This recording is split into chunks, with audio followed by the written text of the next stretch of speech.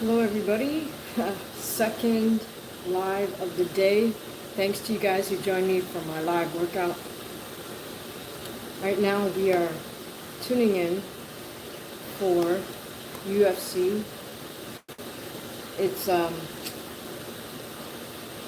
undercard. Gomez versus Ruchala.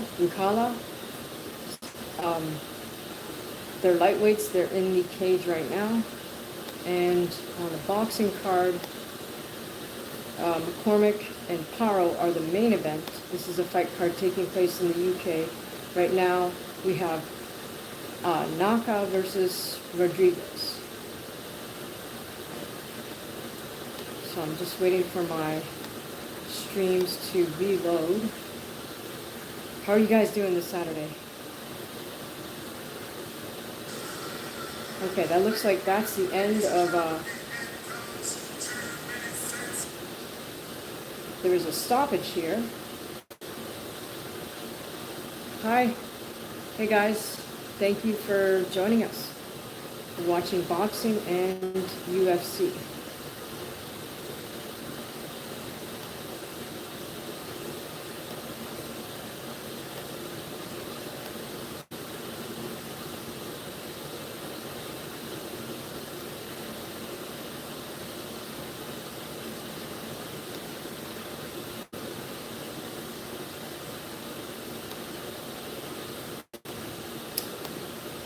Sorry, my stream is stalled. I'm in the USA. Okay, so that was Adam Maka versus Francisco Rodriguez. It looks like Adam stopped Rodriguez. Next up, we have the co-main event in a bantamweight matchup. Chaume Aiton versus Liddy Bialik, female bantamweight fight. That's coming up next in the UK. In the cage right now we have two featherweights. My fault, I said lightweight. I think they're featherweights, Gomez and Ruchala. Okay, my stream on that is stalling also. Man, you know, guys, I invested in supposedly faster internet. I'm not really sure if I'm getting my money's worth here, but yeah.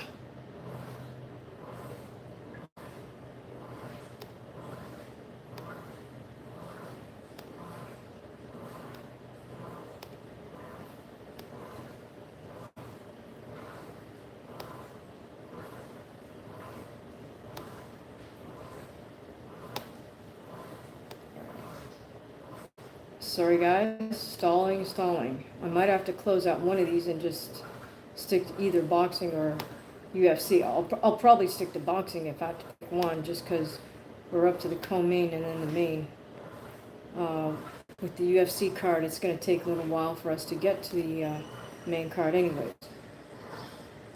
Alright, here we go.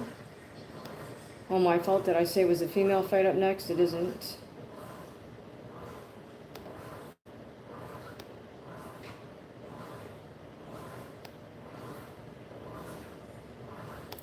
Apologize guys, my internet is really sucking this afternoon.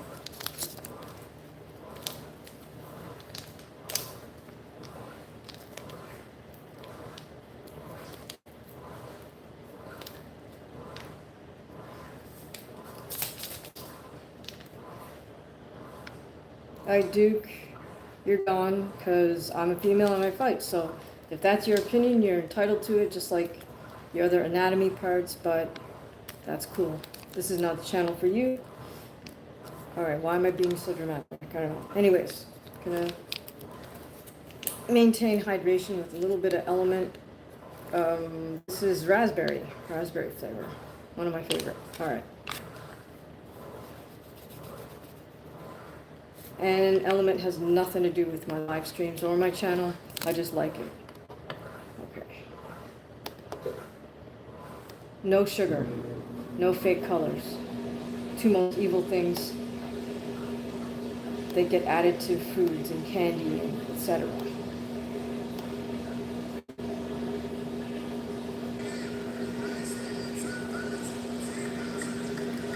Okay, and you're gone too, so just trollers, you're gone.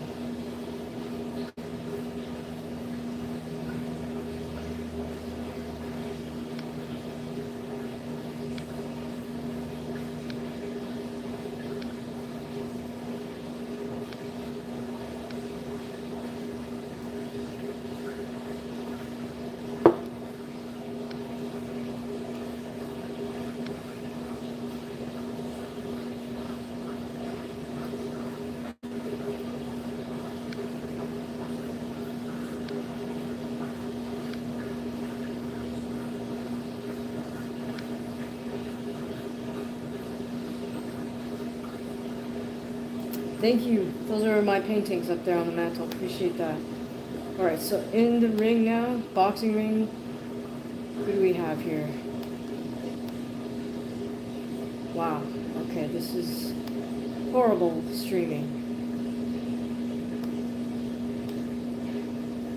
I apologize, guys.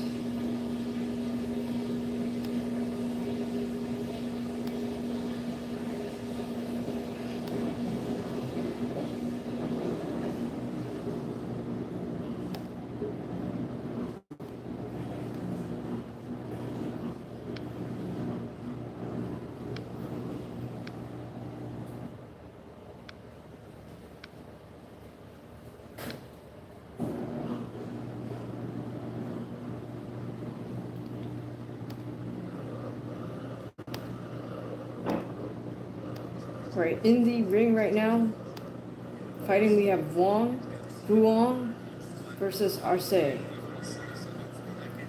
First round of scheduled for 8.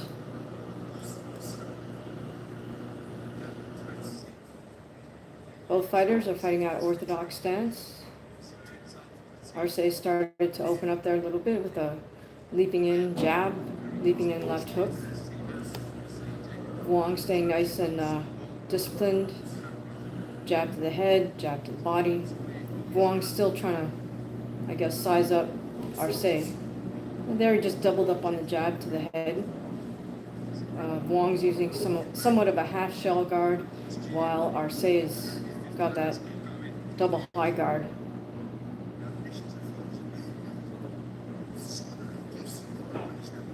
A couple of single jabs from Wong. Apologize if I'm not saying his name right.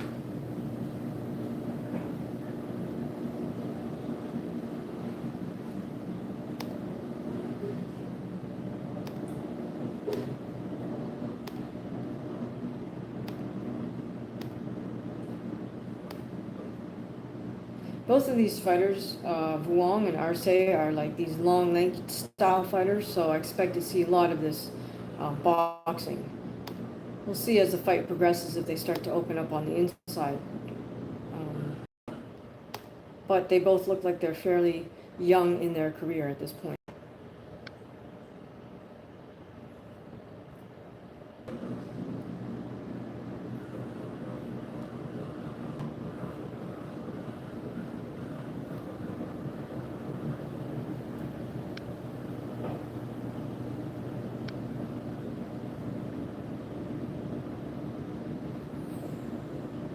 Right, we need a moderator, that's for sure. Unfortunately, Joe C is not around at the moment, but maybe he'll pop up.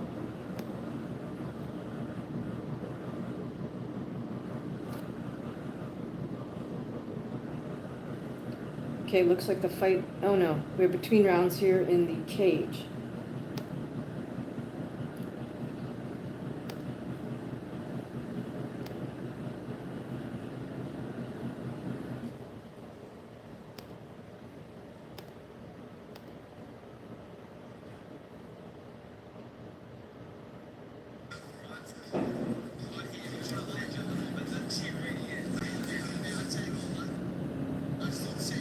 Alright, is that Ben Davison in the corner of Wong?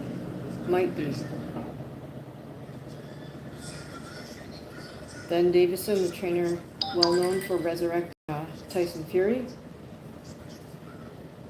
Prior to Fury's matchup with Wilder, first one. Okay, here we go. Now in this matchup between Vuong and Arce, Wong does have the reach advantage. He just lined up a nice jab, straight right hand, straight down the pike. Arce just responded with a leaping in left hook. Perhaps not the best choice. Wong responds with jab to the body, jab to the head, then a body shot. Again, right hand from Vuong. Arce trying to close the distance and get in a body shot. Right now he's having trouble getting past Vuong's jab. And it does look like Vuong has the height and reach advantage.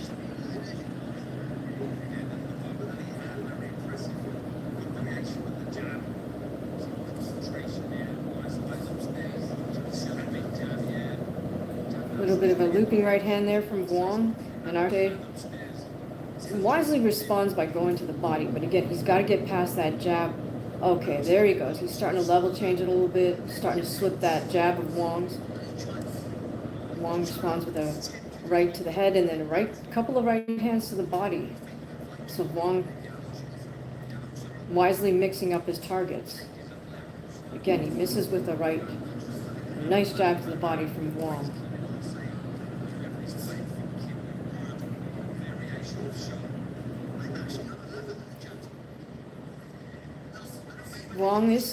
Arce is starting to break a little more at his waist, which is exactly what he needs to do to get inside. He's going to have to be a little more, he's going to have to use his feet as well as his upper body in order to get inside. There he goes with his leaping in left hook. He's trying to catch Vuong by surprise, but I think he needs a few more strategies. Oh, there, nice overhand left by Arce. But Vuong is just staying nice and calm. Sharp jab to the head, then a single shot jab to the body from Vuong. Wong now moving around the ring, using his footwork on the perimeter.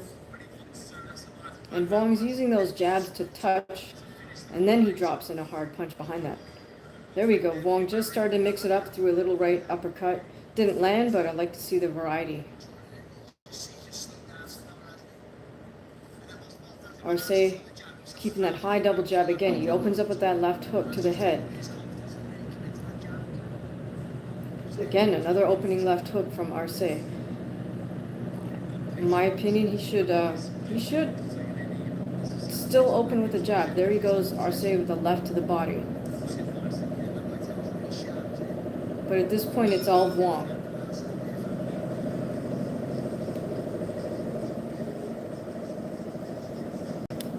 All right, cheers, everybody.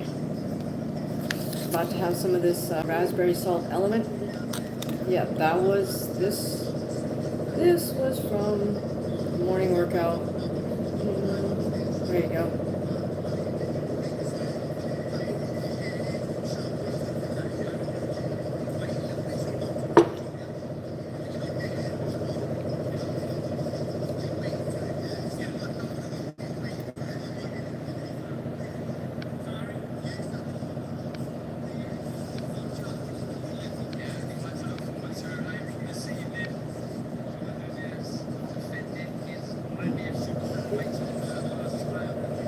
And I think it is Ben Davison in Wong's corner.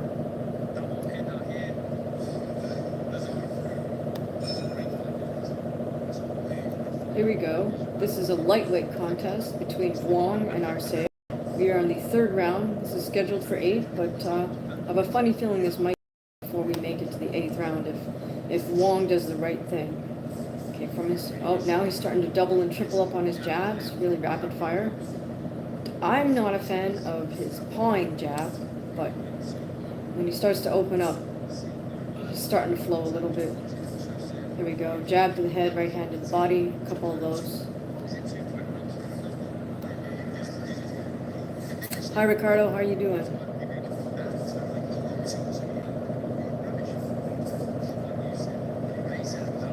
All right, YouTuber. I don't know who you are, but thanks for stopping by, I think.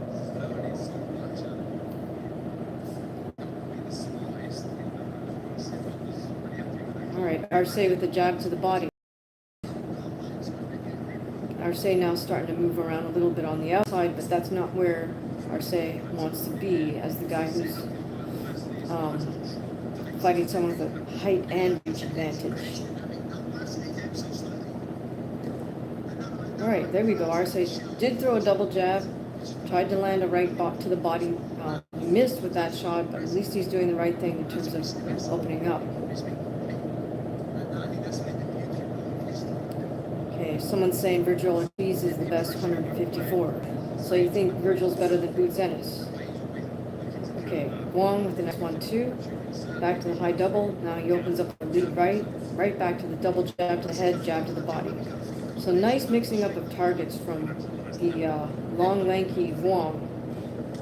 You know, some guys that have got that height and reach advantage just only target the head, but I like the fact that Vuong has been targeting the body as well from the opening round. So we're in the closing minute of the third round. Arce starts to open up here, landed an overhand right, left hook, coming back to the body. So this is more of what we need from Arce. Arce just needs to make it an ugly fight, as we say. He needs to open up more. He cannot afford to stay on the outside and just try to counter Wong, because he's not got that. He's at a disadvantage height-wise and reach-wise. Last 30 seconds of the third round.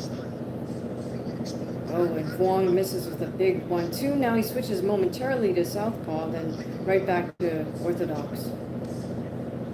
Now we start to get a little bit of grabbing from Arce on the inside.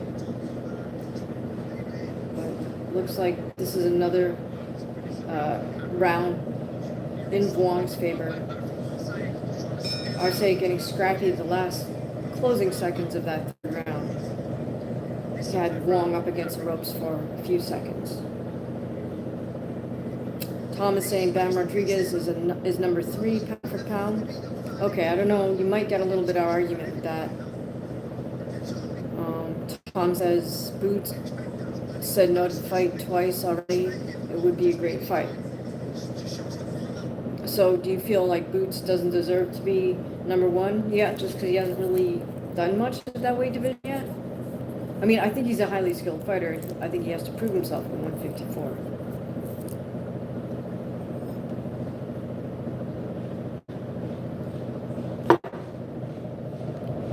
All right, let's see what's going on in the cage. All right, well, we're on commercial break and with the UFC, and we're between rounds here with the boxing. We're about to start the 4th round.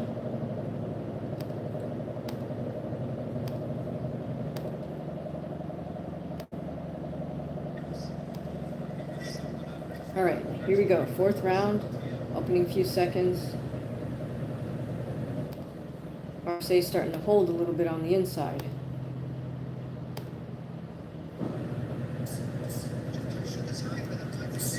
Again, Vuong with the double jab, right hand, single jab, right hand. I mean, Vuong can basically win this entire fight with that combination. Jab, right hand, double jab, right hand. Just mix up the targets a little bit.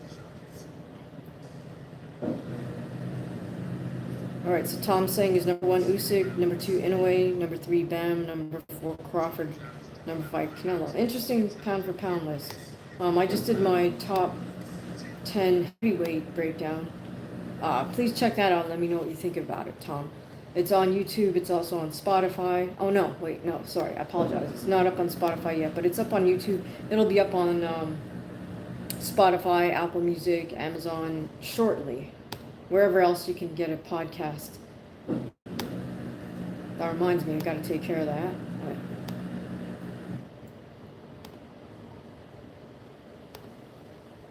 Okay, looks like, whoops.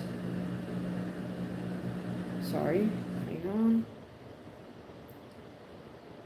I didn't expect it to be in terms of credit to give respect to him because it was a really good fight, and I just want to say happy birthday, brother, and big congratulations. Happy birthday to you, brother, of course. You always show elite level striker.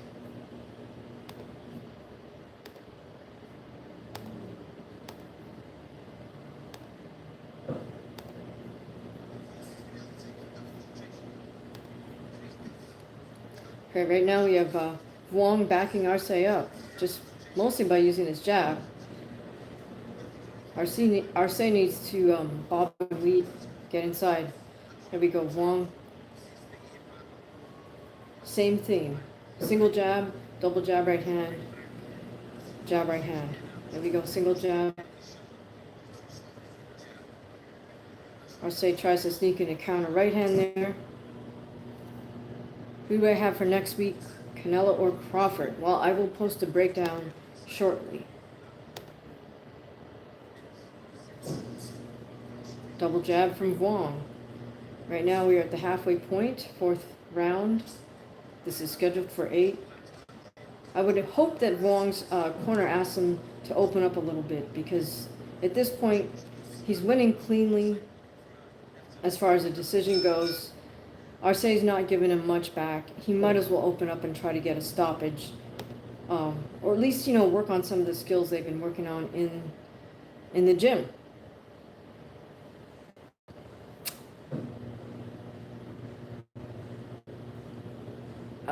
Tom says El Bandeja. So yeah, I'm a big Benavidez fan, so I wish it was Canelo, but you know, that's the unfortunate part in this whole lead up to this, is that, you know, Benavidez has just been left out, and I feel he's the most deserving of a shot at Canelo, for sure. Well, I met David Benavidez many years ago at Walmart when he was there with his dad and his older brother Jose. You guys might remember Jose Jr. was supposed to be the next big thing, because he was a teenage boxing prodigy. You know, he won U.S. Nationals, I think, when he was still a teenager. So they had high hopes for Jose Benavidez Jr. Everybody basically ignored and even really hated on David, because he was, I don't know if you guys know his backstory, but he was this chubby is an understatement, chubby little guy when he was, you know, 8, 9, 10 years old. So yeah, he would come to the boxing gym, people just look at him sideways like he wasn't even supposed to be here. And of course, fast forward a few years, and then everyone's, I won't use the rude term, but everyone's sucking up to him, right? So if anybody knows how two-faced people can be, it would be David Benavidez. Because those same people that sneered at him when he was a little fat kid are now running around trying to, you know, suck up to him. All right, here we go, 5th round, scheduled for 8. Arce starts to open up a little bit here with some body shots, in close, uppercuts, but Wong, all day long, jab right hand. Wong getting a little cute now, a little confident, starting to drop his lead hand down to his thigh. Oh, nice little level change from Wong. So he is starting to mix up his skill set a bit, but I would like to see a little more from Wong, since he is handily winning this fight by decision, and Arce hasn't showed us anything that could potentially hurt Vuong. Right now, Vuong's moving around on the outside of the ring.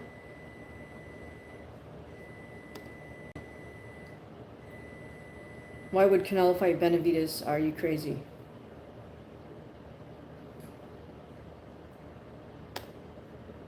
The main reason for Canelo to fight Benavidez is that it's the fight everyone wants to see, and the fight really that, you know, Benavidez has earned that from a few years back. So we'll see. Maybe Turkey can make a fight. When he was more than a little bit overweight. Very quiet, very respectful, didn't say boo, you know, to anybody. All right, here we go in the boxing ring. We got Wong moving around the perimeter, getting a little bit cute with his upper body movement. But Arce is just not stepping on the pedal to put the pressure on Vuong.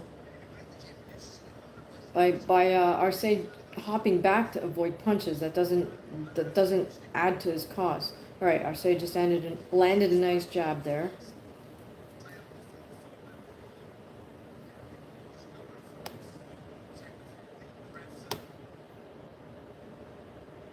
Oh, and a little bit more action needed from Arce. And I would hope that we get a little more variety from Vuong in the next few rounds. All right, let's take a look at what's going on in the UFC. We have McKe getting greased up by the UFC official cut man, Petrosian. Canelo said in several interviews that David was never going to get that fight. Unfortunately, not a good look for Canelo. Yeah, absolutely not a good look for Canelo. And yeah, I mean, I would love to see that fight. I think most fans would love to see that fight. I don't know how well Canelo will continue to get away with whatever he can get away with, but again, maybe Turkey might be the only person that can make that fight happen.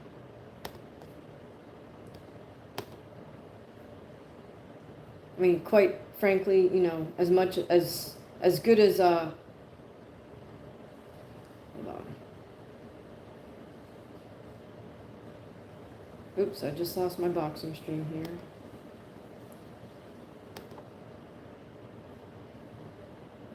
As good as Terrence Crawford is, it's a different weight division. It's 2 different weight divisions up. All right, so here you go. We are in round 6, scheduled for 8. Wong starting to get cute here, dropping both hands really low. Throwing his double jab to the head, right hand. Arce is the one moving around the perimeter of the ring right now. That's not a good tactic on his part. Got the high double jab up. I mean, high double guard up. Wong just touching him, and then starts to open up a bit. Oh, Arce just caught Wong with a nice overhand and good jab. Attempted a jab to the body. Didn't quite miss. It comes with a right to the head. That misses also. Wong with a jab to the head, right hand to the body. He's got, Wong has Arce up against the ropes at this point. He's keeping him right there. Making good use of his reach. Oh, we'll leave that left hook from Wong. Jab, right hand, left body shot. Oh, and Arce overshoots with a left hook and loses his balance because he misses and then touches canvas. All right, so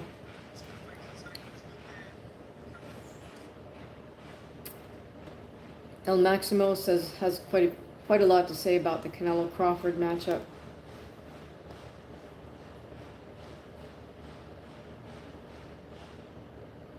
Tom says David's been the #1 WBC contender for years. Yeah, remember when Dillian White was the #1 contender and he never got a shot at Deontay Wilder? And then, lo and behold, when Tyson Fury beat Wilder, suddenly then Dillian gets a shot at Tyson, which he, of course, got KO'd. I shouldn't say of course, but I'm just saying of course in the sense that you know that that's how it played out. All right. So, politics. All right, there we go. This point again, Wong's winning this fight handily. Unanimous decisions, clean sweep. I hope Davison encourages his young fighter to open up a little bit in these closing rounds, since there's really no risk being posed by Arce. And whatever skills they've been working on in the gym, you know, it's important that Wong uses these skills in the ring.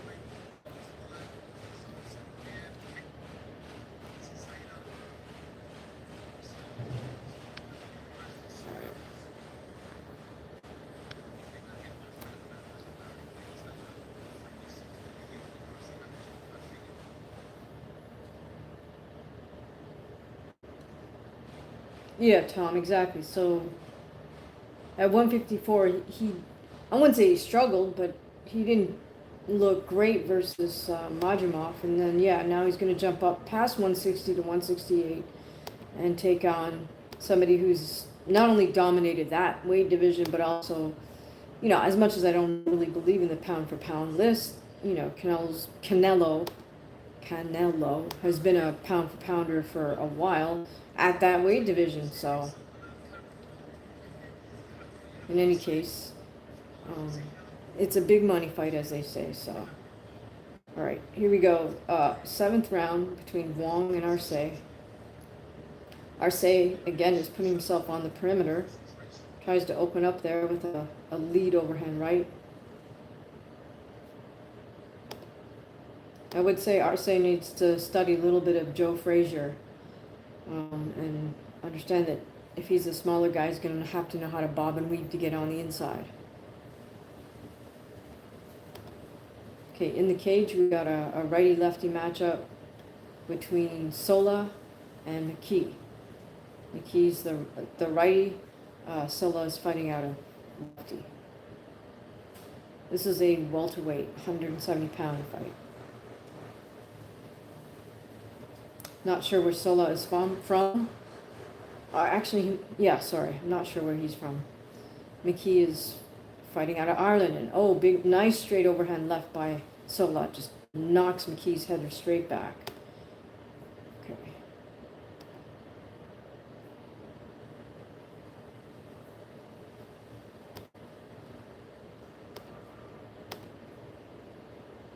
Guys, if you enjoy the live stream or you enjoy my breakdowns, please feel free to leave a super chat, super thanks. Every penny helps, so I appreciate everybody's generosity. Big shout out to Josie818 for helping out on this morning's live stream. Really appreciate you, Joe. Thanks for being a member. Thanks for being so generous. Okay, 7th round. Out of 8. Wong still throwing these single jabs. He's landing them well. Okay, now he just opened up with 4 punches. Jab right, uppercut right. I wish he would take a little more risks here since he's really not in any danger. Arce is still on the outside, trying to move around. Comes in for a single jab to the body. Wong responds with a double jab to the head. Arce again storms forward with a lead left hook. Tries to get Vuong against the ropes, but that strategy didn't work. Wong is still moving around on the outside. Got his hands pretty low. Dancing a bit. Sidestep, does the lean back to avoid Arce's overhand right. And that's the round. We got one more round to go. I hope we see a little more from Vuong in this final round. See, this is where an old school trainer would be challenging Vuong for not doing enough, not opening up enough. Because old school trainers know that you gotta, if you're winning the fight, you've got to start to open up a little bit and show not just for the audience, but to yourself. Practice some of these skills that maybe you haven't used in a fight just yet.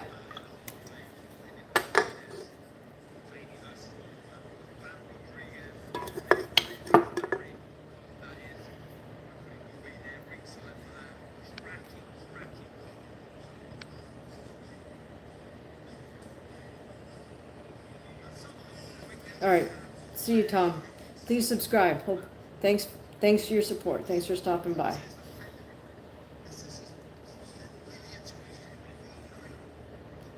All right, final round. So ref has these guys touch them up. Wong and Arce. All right, guys. This is going to be Wong by unanimous decision unless he gets a stoppage in this round. But right now he's just being very formulaic. Single jabs, double jabs. He'll drop a right hand in after that. All right, in the final minute of the first round, Sola has McKe's back. They're on their feet. Sola's got him facing the cage, just maintaining that control position.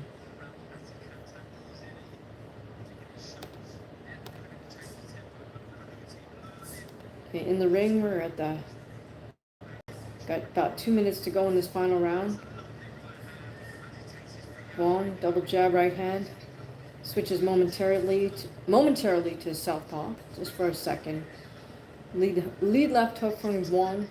I mean, he doesn't really need to do much more to win this fight, but again, this is the opportunity for him to try new skills under pressure of being in a live fight in front of a live audience. So,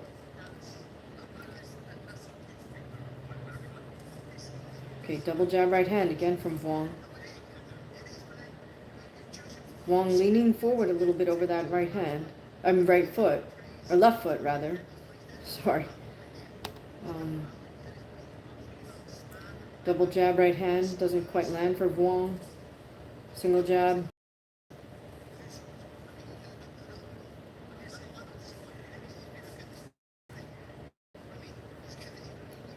El Maximo is saying something about Canelo, his only upper body and head movement, no comparison to Israel.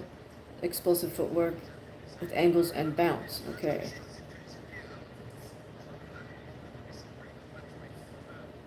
Wong with a nice jab to the body. Again, he's just not quite taking enough risks here for me, but you know, that's between he and his trainer Ben Davison. You know, if you're going to put 8 rounds of work in the ring versus someone that you're handedly beating by decision, then this is the opportunity to push your learning curve a bit here. Okay, Wong has that front hand low, kind of dancing around here in the closing half minute. Arce tries to storm forward a bit here. Lands a left hook, lands a right hand, but it's not going to be enough to win the round by any means. This will be a clean sweep for Vuong. Hopefully, Davison saw what he wanted to see out of his young charge. Me personally, I would have asked for a little bit more.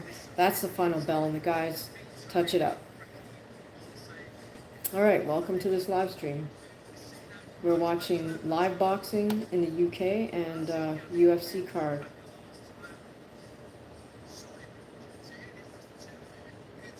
Here we go. Start of the second round. Starting on the feet. Again, Reese is fighting out of orthodox and Sola is fighting out of southpaw.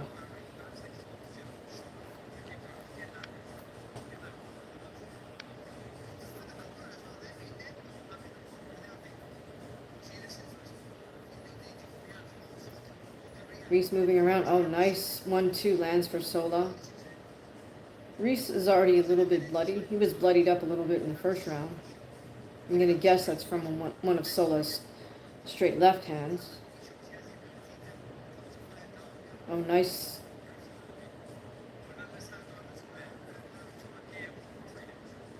Nice little uppercut there from Reese.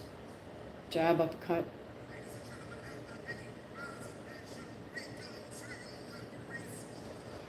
Sola's really throwing shots with bad intentions there. You can tell. He's throwing a nice 1-2. Oh, nice body movement there by Sola as well. He weaves under Reese's punches quite well. Reese misses with a head kick.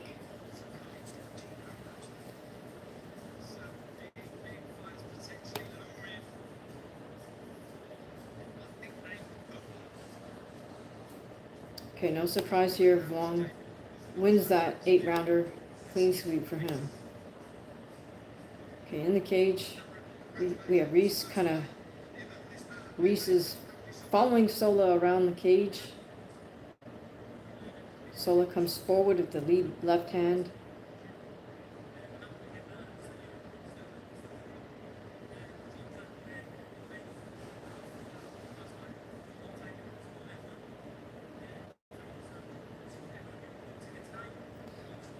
Looks like both fighters are keeping this mainly a boxing match.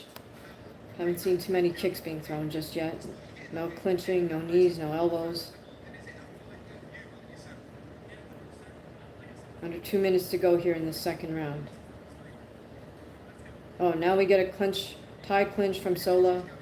Works Reese back to the cage, transitions down, try to shoot for a double, but Reese has that defensive wizard grip. Sola's being persistent with that grip around one of Reese's thighs.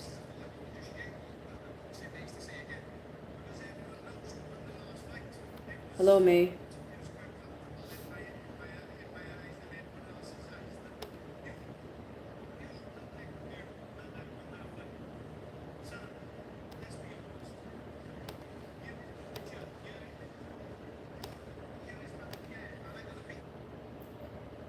Alright, so we're in between boxing fights in the ring. Got a little ringside banter here between Vuong and, I'm not sure who this is. Is it Nick Ball, maybe? It seems to be the thing now. As soon as the fighter's done, they get him out of the ring. So right by the ring on the canvas. Still haven't had a chance to go back to change, and they do an interview. All right.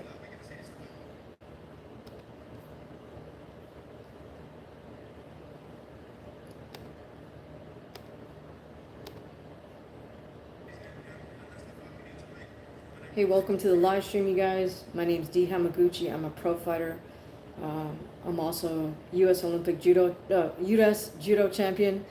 And I enjoy doing live streams, doing live commentary. I also did a live workout this morning. Maybe some of you guys check that out. That was a lot of fun. Okay, we are on commercial break, it looks like, with In the Cage. Let's see what Ben Davis.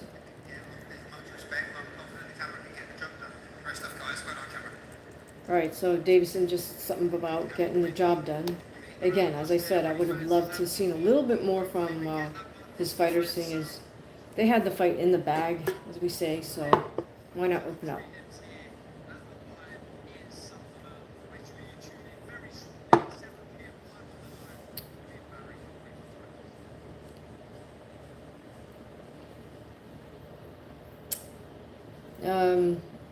Ronda has definitely opened the door for women's MMA. She's been great for MMA in general.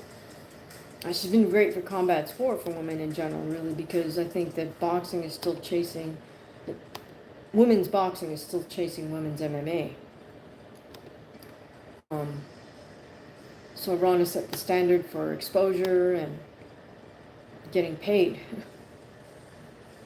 Kayla, not quite as much. She hasn't been as groundbreaking as Ronda has. I mean, I feel like Amanda Nunes, and even to a certain extent, you know, Chris Cyborg and some of the other women who were there early on, really paved the way for women. I think Kayla is the beneficiary of all that.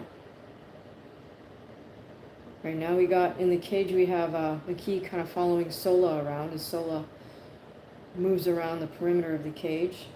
Again, this is a open stance matchup. Sola's lefty, Reese's righty. Neither one seems to switch stance. Oh. Reese landing some decent shots there. And then kind of nods to Sola like, come on.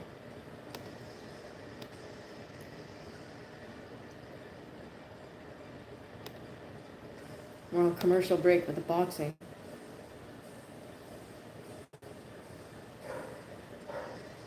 Sola seems to have, he's able to maintain his composure there. Oh, throws a nice head kick.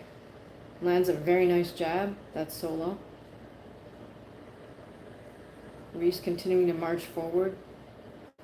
Sola sneaks in a counter left.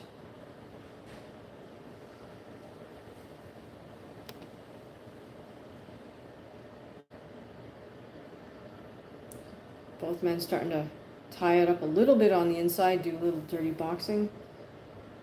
Oh, nice wind up left body shot by Sola, followed by left body kick. Very nice.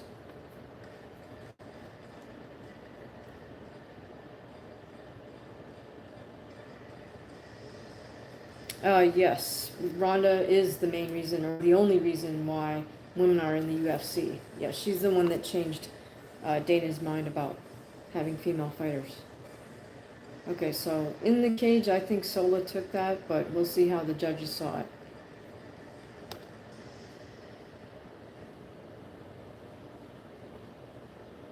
Oh, so apparently Mike Perry is fighting Jeremy Stevens in October? I don't know. That just flashed on the DAZN ad. So we're on break from both UFC and boxing. Or we're between fights, so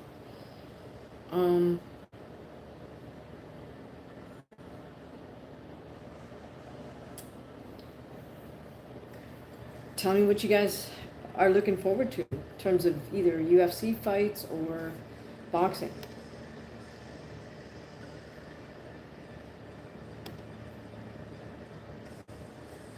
And in the replay, they're showing a nice little left body shot by Sola that dropped Reese to the ground.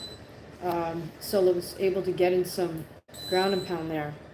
My fault. Was that the end of the fight?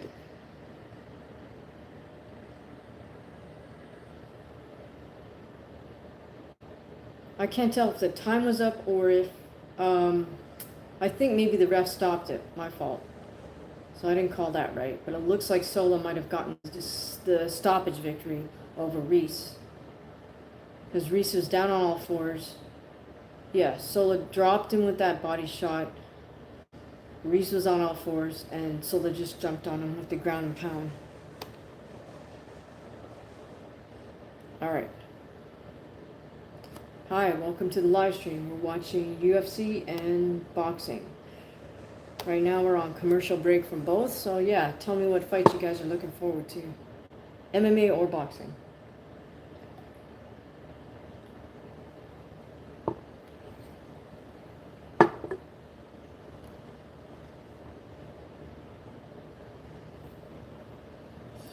Hi, is it Bandit K? I hope God blesses you as well. Thank you, I appreciate that. Alright, what's going on here?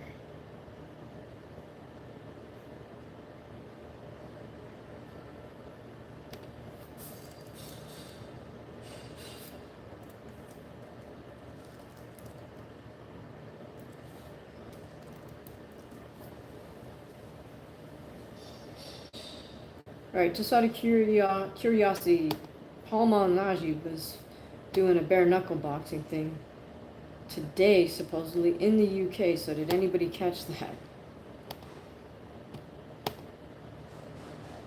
Huh, okay, so I thought we were going to get to see the main event, but maybe that was a swing bout and somehow I missed the main event. Not sure what's going on here with boxing. My fault, you guys. Check on BoxRec.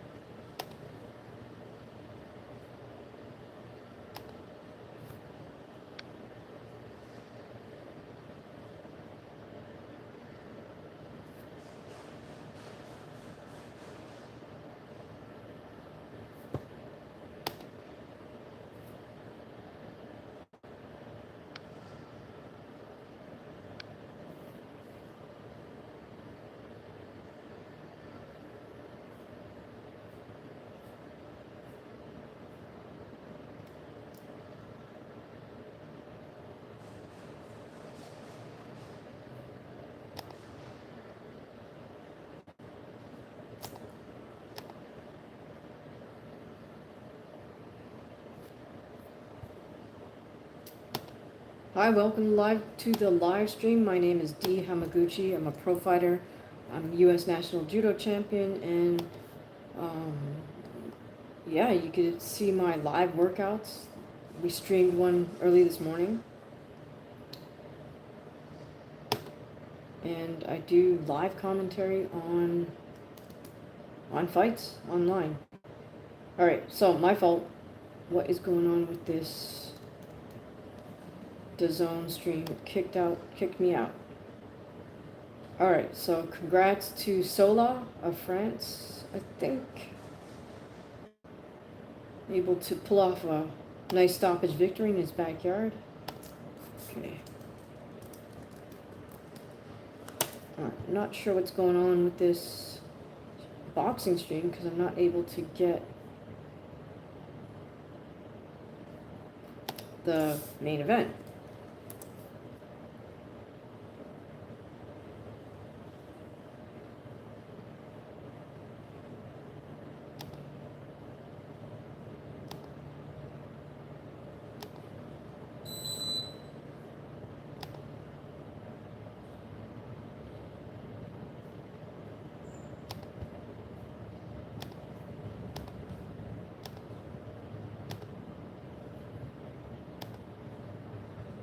Alright guys, I am at a loss here with the McCormick Paro fight.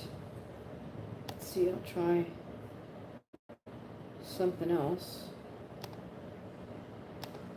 Might have to wait a few minutes for them to update this link. Okay, in the meantime, we're still waiting for the next fight in the cage. Other than Canelo Crawford, what are you guys looking forward to? Hello, hello. Thanks for joining. Right, you guys, if you enjoy any of the breakdowns, any of the live workouts on my channel, a super chat is always welcome. Every penny helps. You can also leave a super thanks on any of the videos. Okay, next up we got a lightweight bout in the cage. Okay.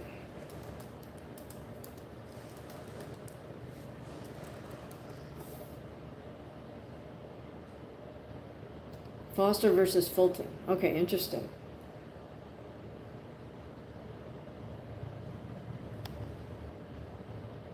Oh, UFC or boxing. What excites you about Foster versus Fulton?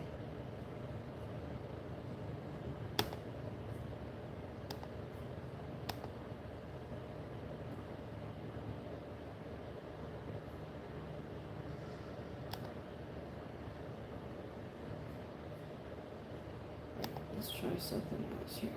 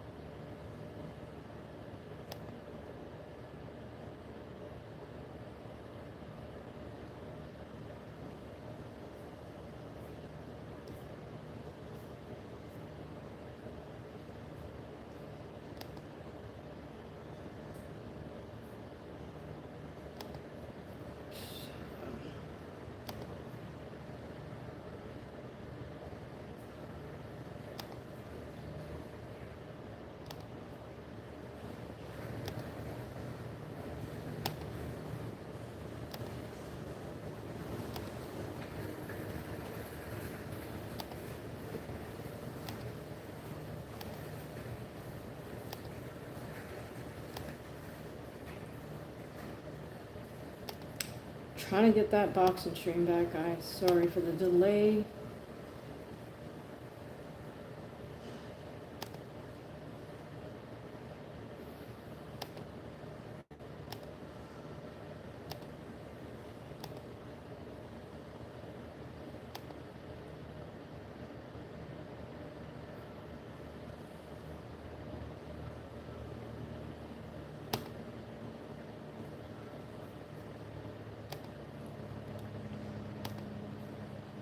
Was kind of intrigued by this McCormick Paro fight, but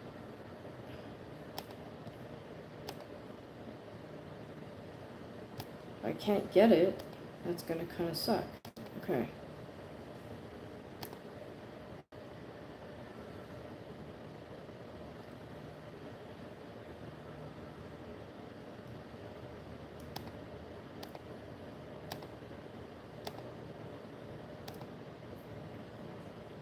Let's see.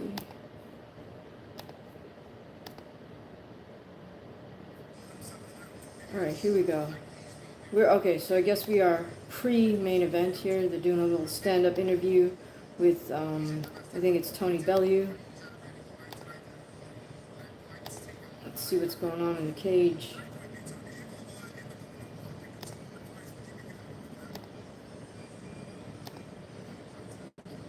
All right, we are about to start the next fight. We have somebody, Balaji Oki, fighting out of Belgium.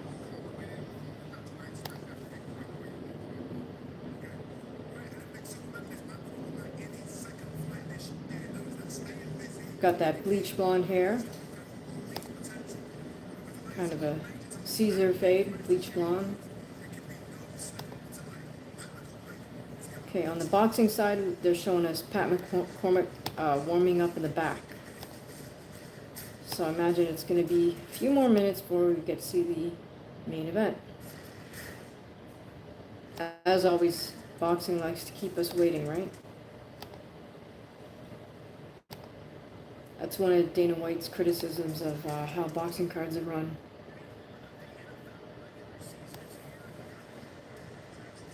Okay, we're on commercial break with the boxing. We're just getting ready to start the next UFC fight. Oki is getting greased up by the Cutman. Balaji Oki fighting out of Belgium.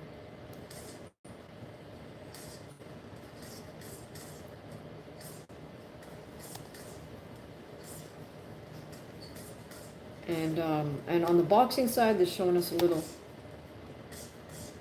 B-roll footage. I think this is of McCormick training. How are you guys doing?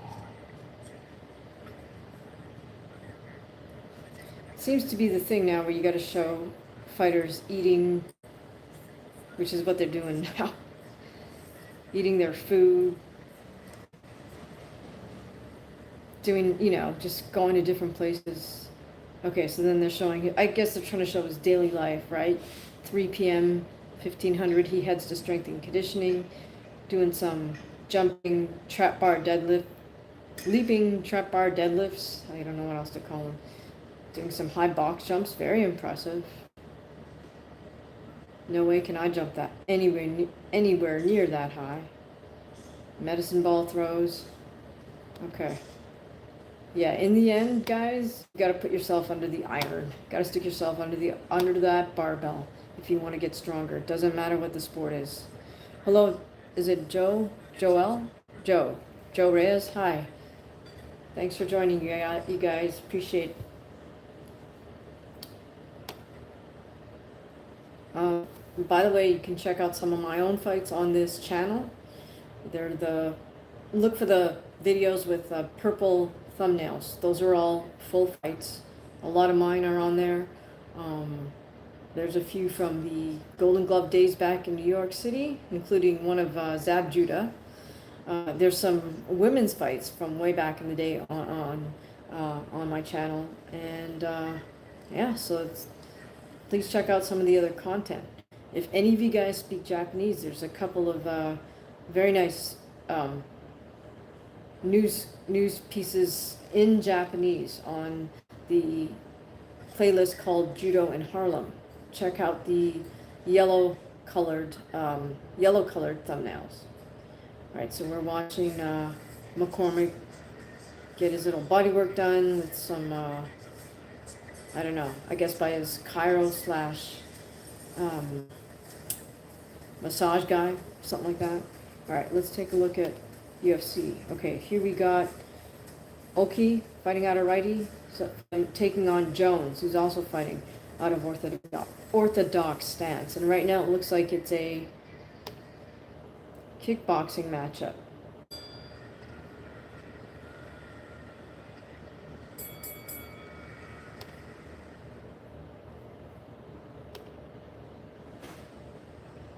Still on commercial break with the boxing.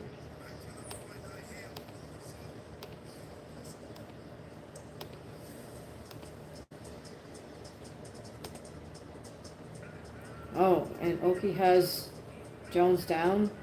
He's in his guard, trying to pour on the ground and pound. Jones attempting to punch up from his back.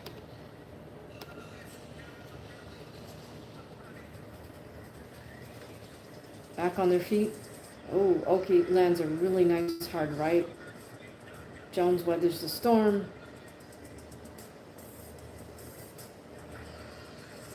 Both men throwing very hard shots here. We definitely have a fight on our hands in the cage. I think Oki's showing some very nice slips, counters to the body and head. Oki throws his punches a little bit wide, but he throws them with bad intentions. Let's say in this first opening round, he's outlanding Jones, even though he misses. He's got enough volume that what lands does some damage. Okay, let's see.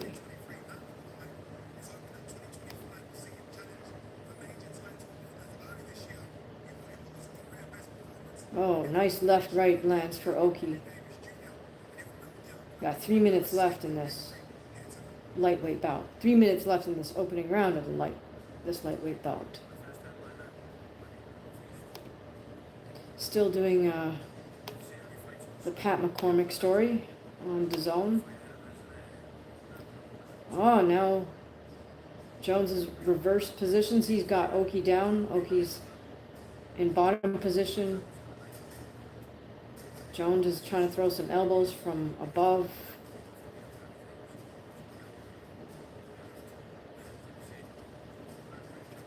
Oh, thanks, Izzy. Yeah, I'm a real fighter, as opposed to a fake fighter, as opposed to a YouTube fighter, as opposed to an AI-invented meme fighter. All right. So Jones still has Oki on the ground in the middle of the cage. Just followed him down to the ground. Oki's got a wrist, and looks like he's sort of got a half guard.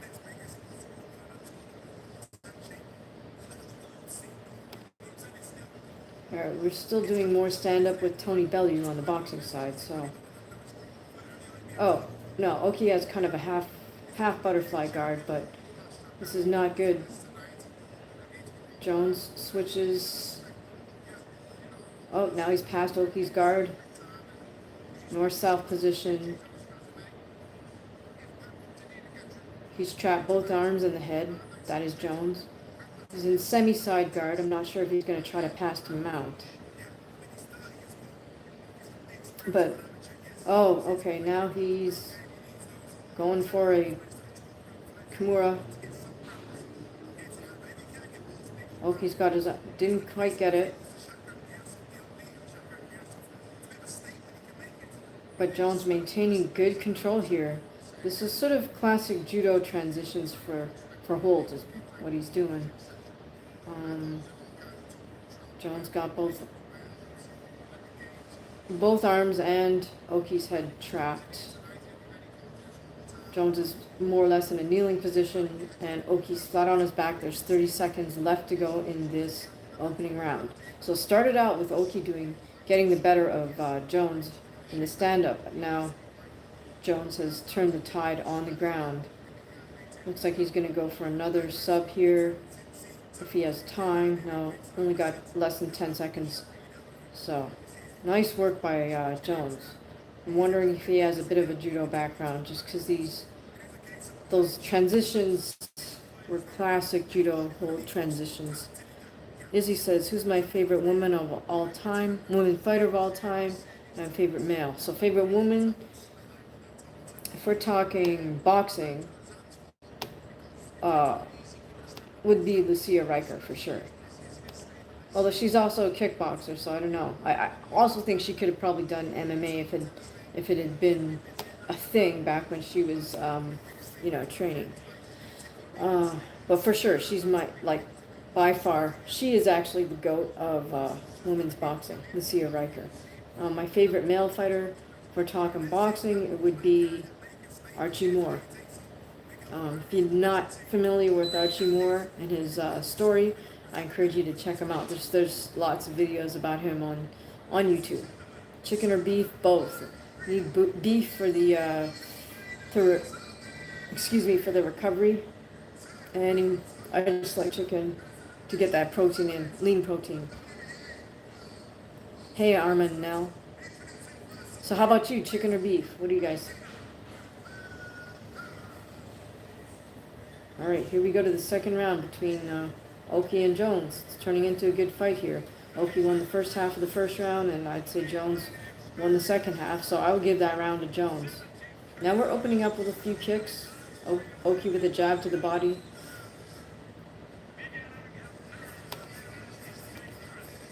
All right, we're finally getting the ring walk on the boxing side. So probably be another 10 minutes before they actually start fighting.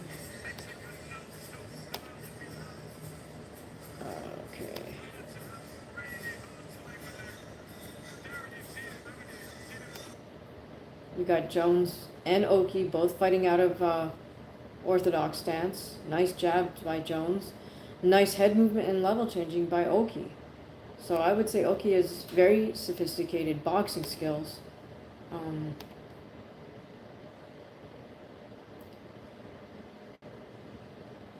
Tempted a leaping knee there, did Oki, but Jones catches him with a jab. I think Jones has now gotten his confidence back. Oh, nice rear kick by Jones. Inside kick from Oki. Oki switched momentarily there to southpaw stance. Back to righty now. Yeah, the old mongoose.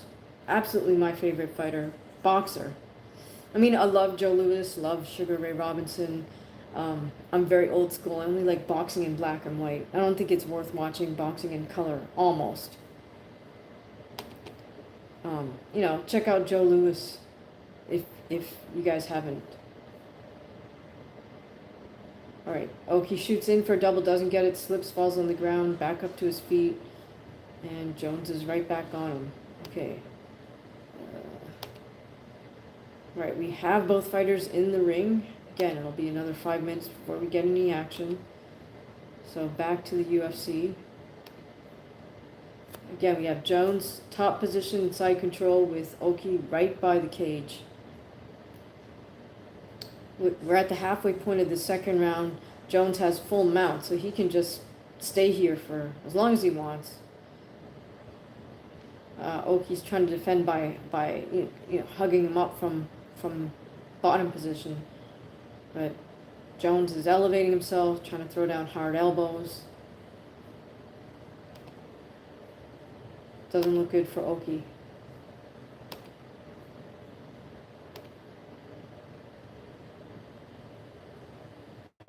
Rocky Marciano would have beaten Ali. Rocky Marciano was incredible. I mean, there are people who critique him because and tons of ground and pound here now from Jones. I think the ref might step in to stop this any moment now.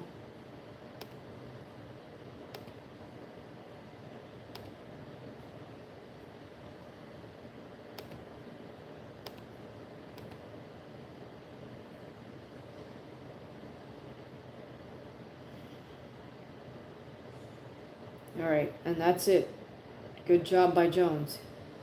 He weathered the storm at the beginning of this fight and got his W.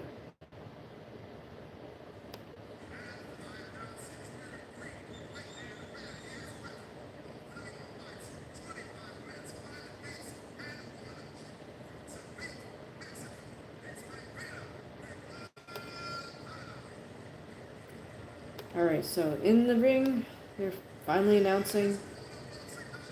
just announced the opponent. Let's admit who he is. Mr. Paro versus Pat McCormack. Also under the tutelage of Ben Davison. So I don't know if this is the Ben Davison card or what's up, but... Alright. These are his young charges.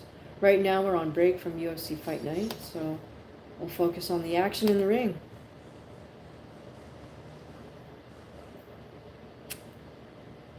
Brian says Rocky Marciano would have beaten Ali. That's a really interesting matchup. You have somebody who likes to dance around versus a guy who just has unrelentless, come forward, finds a way to win, right? Archie Moore, I think, dropped Marciano. Marciano came back to stop Archie Moore.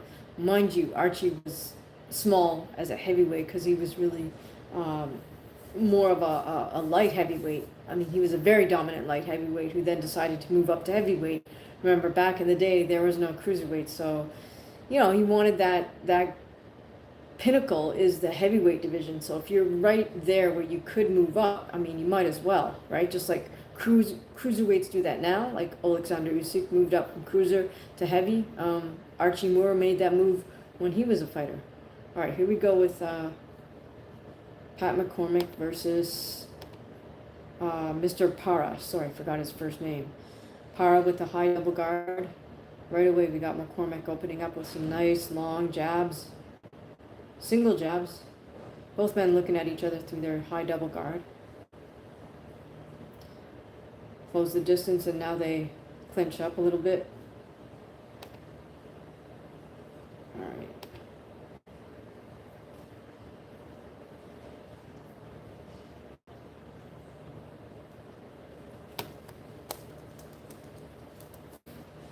Okay, I lost my UFC stream, so I'll get that back in a second. Oh, Paro opens up with the lead left hook and then complains to the ref about McCormack hitting him behind the head, supposedly. Nice little counter left hook, counter right hand by McCormack. So Paro is most definitely a come forward fighter. He's giving he gives McCormick more to work with than Arce gave Vuong. So this is a good little test for McCormack. Oh, nice jab, counter right hand by McCormack. So he did the jab, not a shoulder roll, but a slip, right hand, very fast. All right, Paro's doing well to keep up his high double guard. He's able to parry one of McCormick's jabs. But we got Paro moving around on the outside a little bit, and McCormick holding center ring.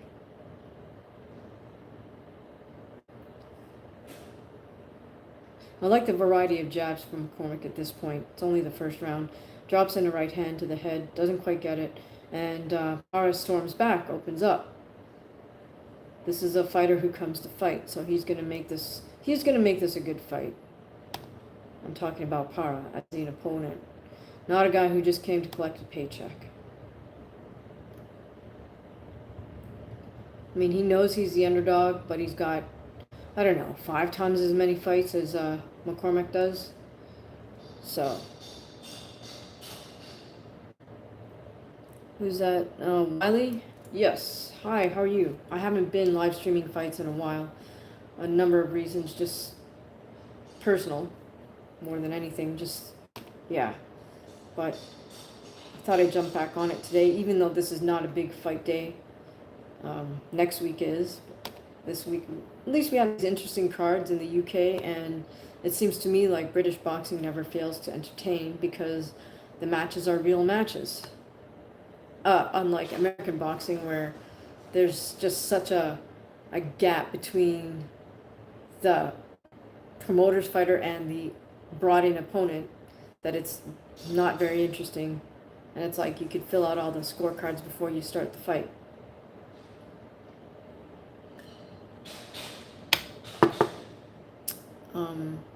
Eddie Gordo and Holly Holm. I'm not sure what you're speaking of there. I don't know who Eddie Gordo. Gordo was fat, but I don't know. Who is that?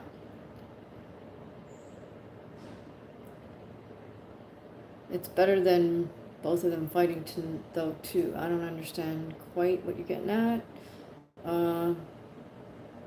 Grimlich, God bless you as well. Hello, F. Cove. All right, here we go. Round 2, scheduled for 10. Paro's making this fight. He's storming forward. Nice hard shots. Paro throws with bad intentions. He throws straight punches. He's not loopy like Arce was. Lead left hook. Kind of walk-in fighter. I'm speaking of Paro. Clinching up here, and McCormick knows. I'm thinking McCormick knows this might be a bit of a rough and tumble. So he's punching with his free hand on the inside, which is what he should do. Paro's trying to move McCormick back with hard jabs and then just posting.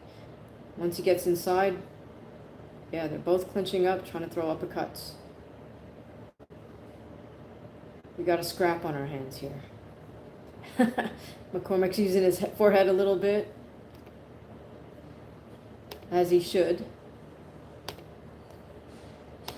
Anybody hear about how Polly did tonight? I was going to try to catch a stream for that, but I couldn't find it. So I don't know if it's already over or what the story is.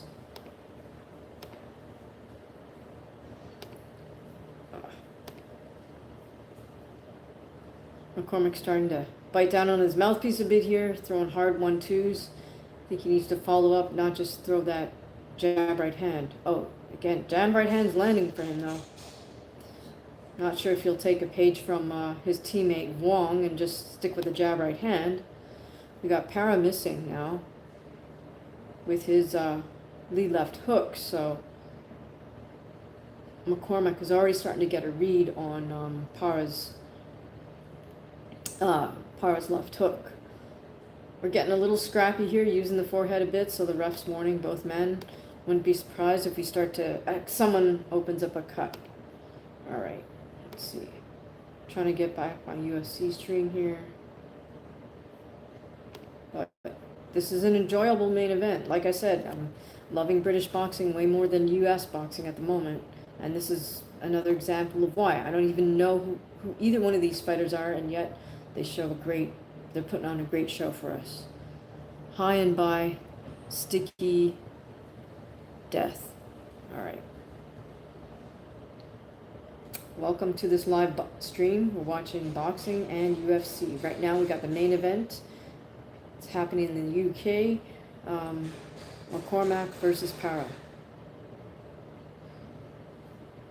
Right, turning a bit scrappy as they clinch on the inside. Both men try to punch with the free hand.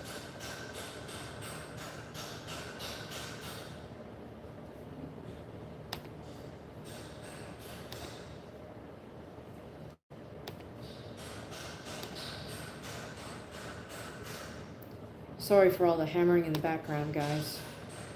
Double jab by McCormick, and that's the round.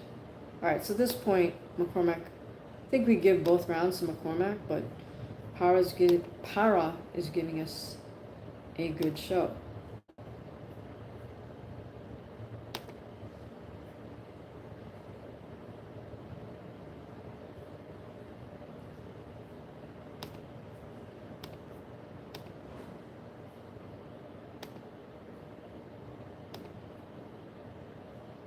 All right, we're on break here with the UFC, and we're between rounds here in the boxing ring, so take a listen in.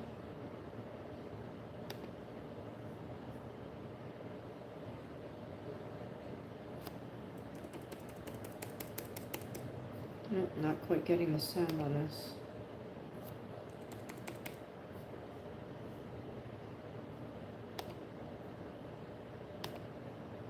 So whoever did the matchmaking here,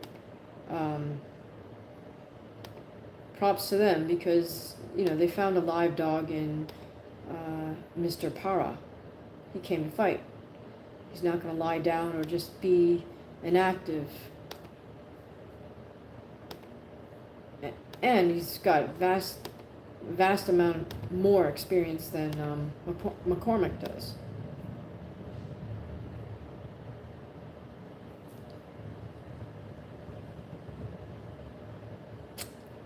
Thank you so much. Yes, Jesus is the way.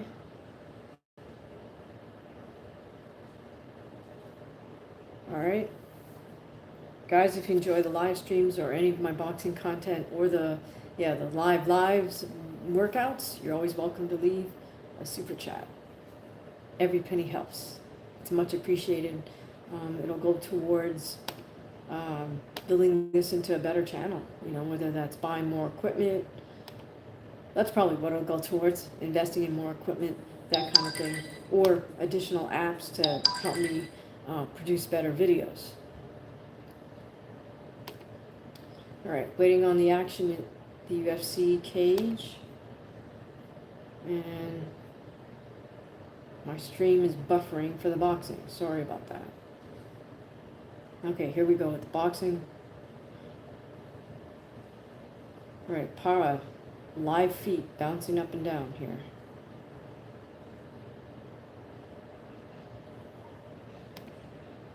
All right, we are officially on commercial break with the UFC. I'm not sure what the ref is warning both fighters again in the boxing ring.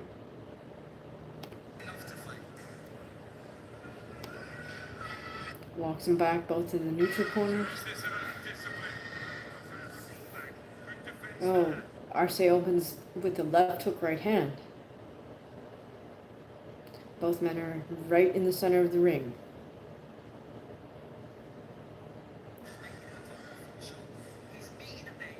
McCormack, jab to the body. I like the long, lanky fighter still targets the body. Arce little feints, jabs, single jab, right hand. Arce looks like a fighter who knows how to bring pressure, and I like that about him. He's got good volume, he throws straight punches, he's trying to move McCormick back. But now, right now, ooh, McCormick just landed a nice jab, right hand. They clinch up. Oh boy. So I'm not sure if the ref is again speaking to both fighters about clinching up, if he's warning them that he's going to take a point. Ref again talking to Paro now. Probably the same thing. Watch your head, don't clinch up, something like that. Thank you so much, Rice King. Guys, if you're a fight fan or you like talking about combat sports, please consider subscribing to the channel and hit the bell. Alright, so we are done with that round in the ring. Again, I'll give that to Mr. McCormack. UFC still on break. Crawford versus Alvarez, John is asking. Who you got, John? Yeah, we'll do a breakdown of that fight. That should be up in the week coming up. Hopefully I'll have it up by Wednesday or Thursday. Okay.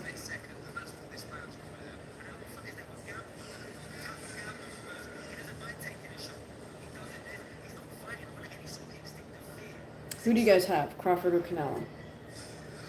Who do you have and how do you have it? Are they going to win by stoppage or decision? All right, here we go. McCormack, Paro, we're in the 4th round, scheduled for 10. Both men meet in the center of the ring. Throw jabs with bad intentions. Oh, McCormack opens up with 4 jabs in a row. Arce returns the favor with a nice hard jab.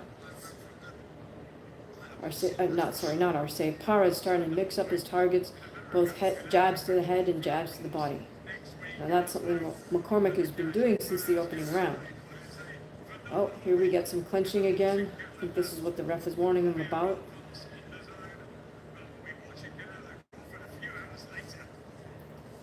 Oh, Paro with a lead right hand.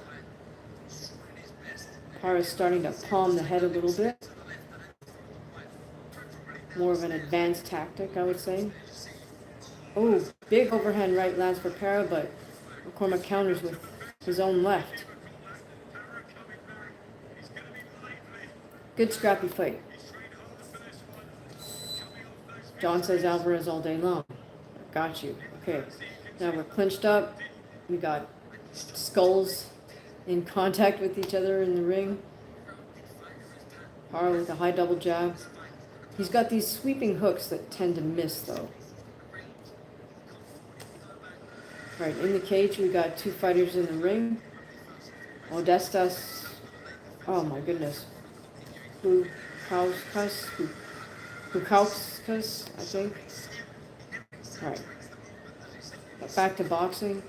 Both men in the center of the ring. High double guard. McCormick throwing some single punches. Paro throwing his lead right hand. They clinch up. Paro puts himself close to the ropes, then comes back forward. Clinch up in the center of the ring. McCormick really starting to open up here a little bit, throwing him slightly, some bad intention, I would say.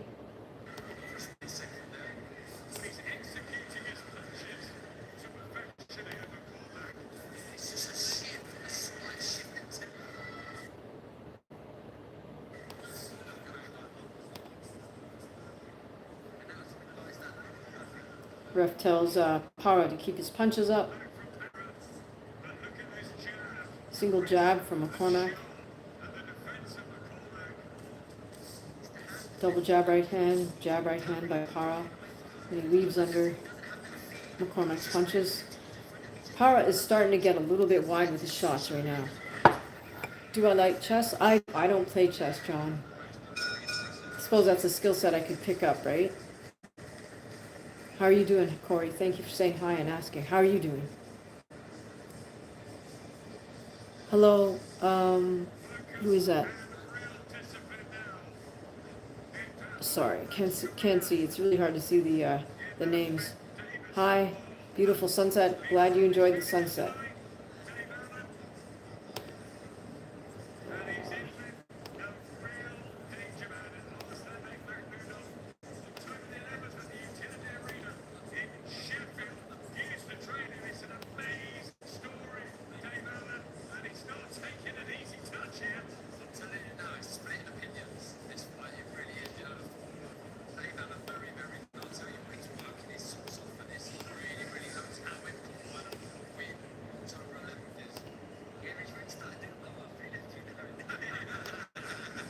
Alright, in the cage we've got Kaukus versus Craig, light heavyweight fight.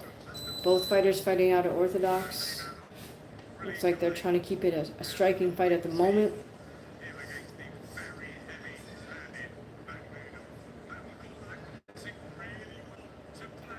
Not a lot of action just yet. 2 minutes in. Attempted spinning back kick by Craig. Alright. Back in the ring. We got Paro still pressing forward behind a high double high guard and clinch up, but Pat pushes him off.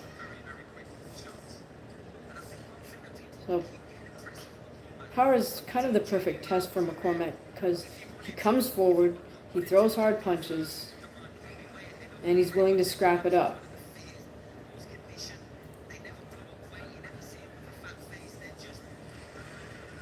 Nice level change by Paro to avoid McCormick's punch. But McCormick's now pressing Paro backwards. Paro's bending down low and then complains to the ref about getting hit behind the head. But he's putting himself in that position, so...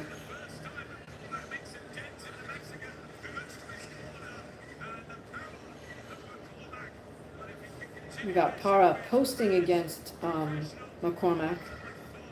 Try to keep him off. Paro catches a couple of McCormick's jabs, but McCormick's really starting to open up now. I think he's really confident in his distance and in his ability to land. He lands a nice little short counter right there. Paro's trying to bob and weave really low, and McCormick is still catching him.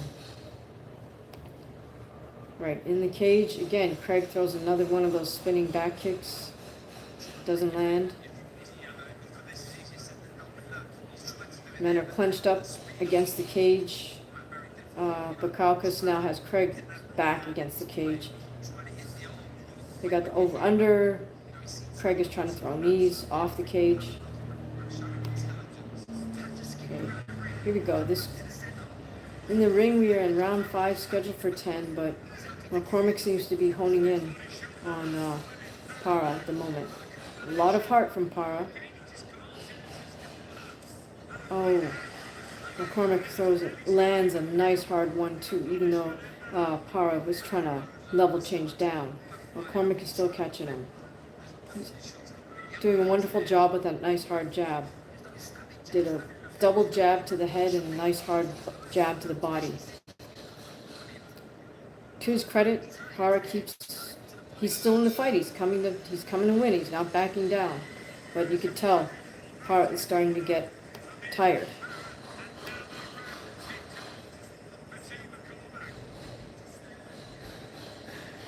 I look like I played on Crouching Tiger, Hidden Dragon.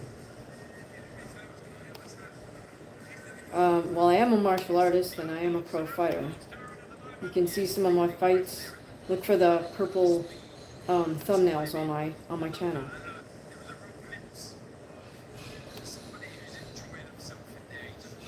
Okay, so it looks like the Kaukus just got the victory over Craig, because we got Craig on his back by the cage and the Kaukus on his feet. All right, so we're between rounds here. A little bit of urgency in Paro's corner. Don't recognize his trainer from the rear, because of course they're shooting the fighter's face, so I'm only seeing the back of his trainer's head, but in any case. All right, here we go. Round 6 of 10. The ref's putting both men in the neutral corner, not sure why. Okay, and here we go, the next round. And Paro is trying to break at the waist a little bit. They clench up in the center of the ring.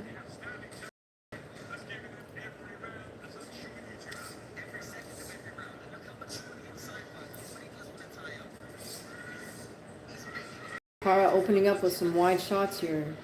Right hook to the head, in close. Posts, pivots, tries another right hook. Both men are going like shoulder to shoulder. Paro's not afraid to make this a scrap, and neither is McCormick, so this is interesting, right? Paro with hard right to the body. So maybe that little talk in the corner brought it out of Paro. He's got double underhooks. McCormick got one underhook and then tried a body shot. Refs talking to both of them again. Not sure if Paro understands English or not, but he's getting a lecture anyways. Oh, McCormick, it's a nice hard jab right hand and then hard jab. So this is a clean sweep for McCormick, but Paro's doing his best.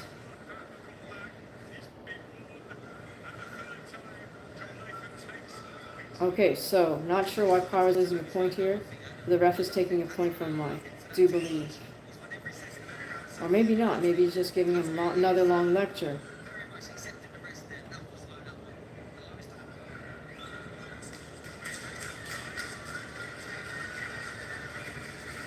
Referee also talking to Paro.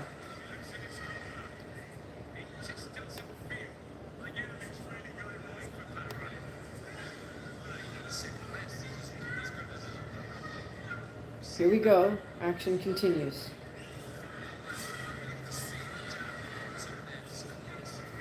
Paro now starting to level change a little bit, trying to bob and weave underneath McCormick's punches. But I think McCormick is just a little bit too much for Mr. Paro.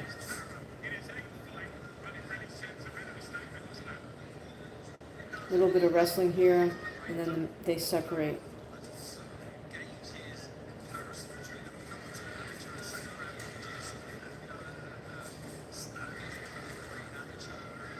So right now we got Paro trying to level change and bend over underneath McCormick's punches when he gets inside, but that's not quite working for him.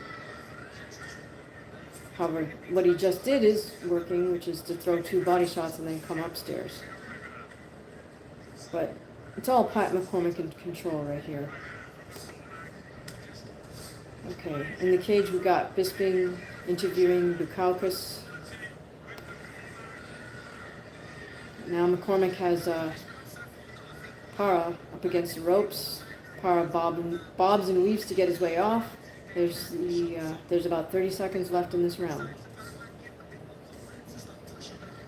I would love to see it if McCormick could get the stoppage victory in this fight.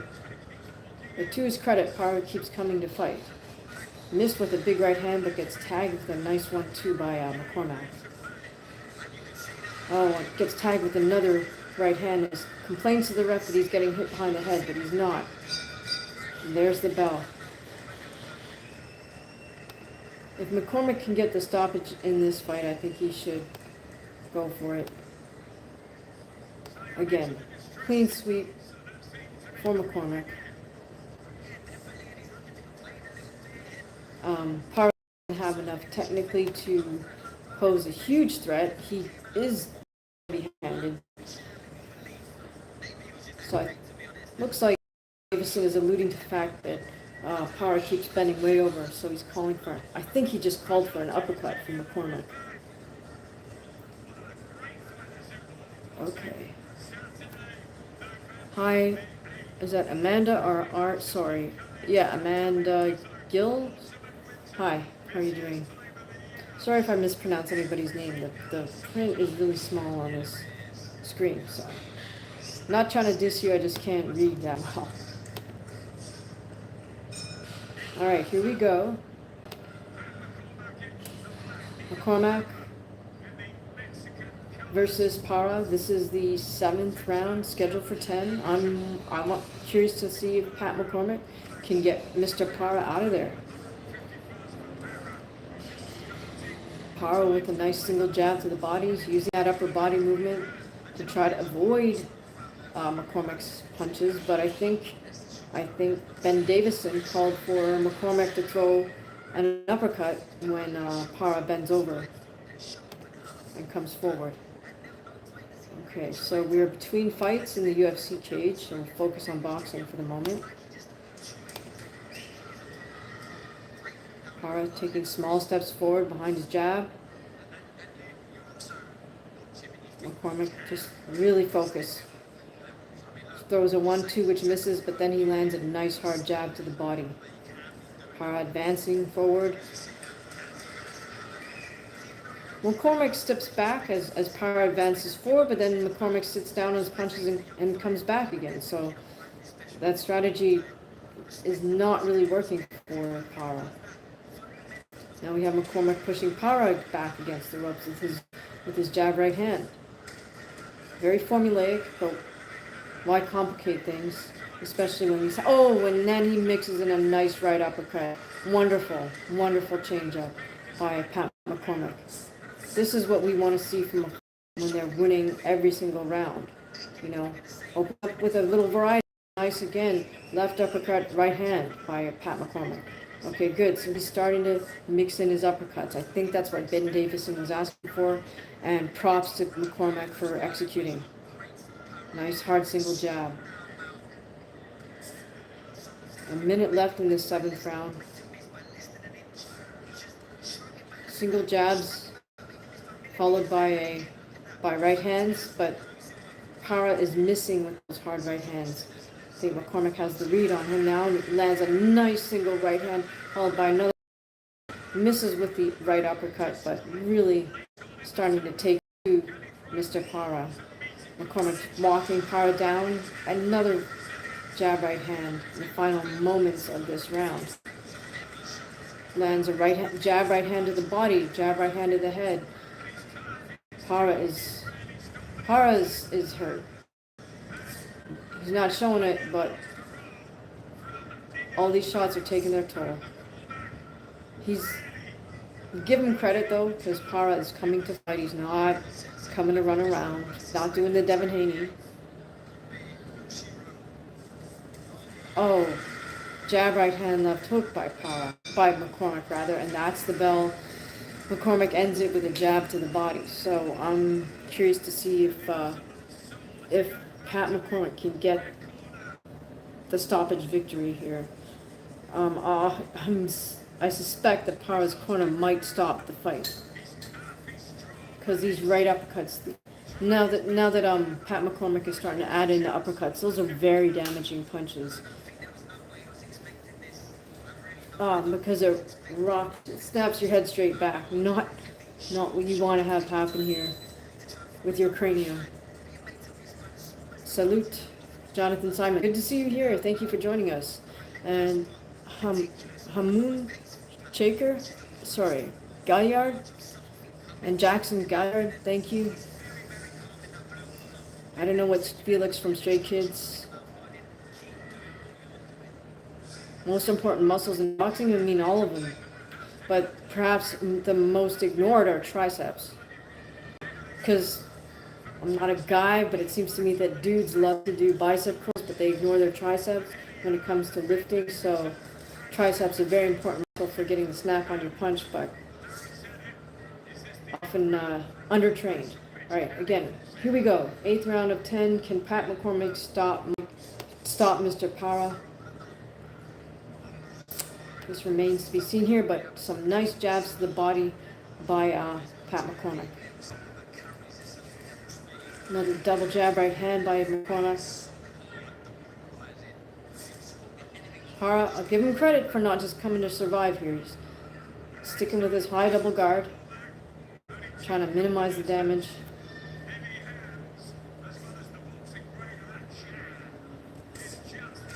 Oh, big jab.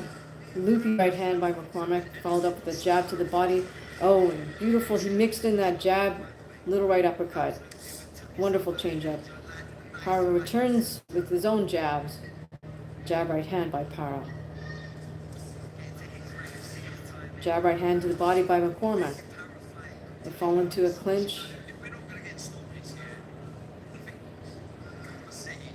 Gets broken up. We're at the halfway point here in the 8th round. Got 2 more rounds after this.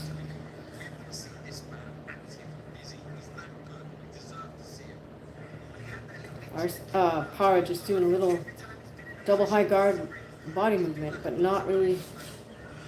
Oh goodness, and Pat McCormick lands a nice right hand, short right hand. Paro with a jab to the body.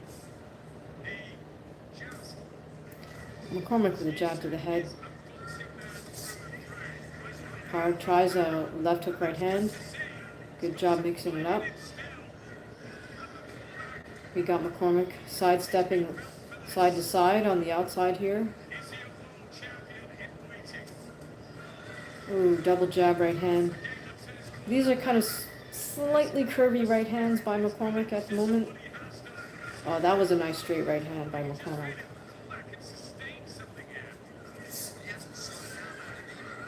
And Paro misses with a sweeping right hand.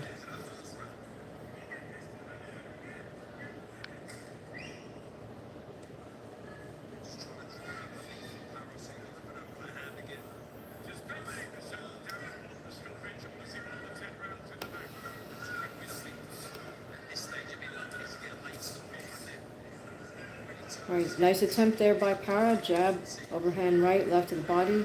McCormick storms right back with a 4-punch combination. Oh, and a nice fast double jab right hand. Oh, and Paro makes it out of that round. Will he make it out of this fight? Or will he get stopped in the next 2 rounds by Pat McCormick? That's really the only question at this point, because McCormick's winning every single round. All right, looks like next up in the UFC cage we have Benoit Sandini versus Ruffy. That's Benoit Sandini, the Special Forces fighter from France. He is going to face one of the fighting nerds, Ruffy. Not the thing you put in people's drinks, the guy, R-U-F-F-Y.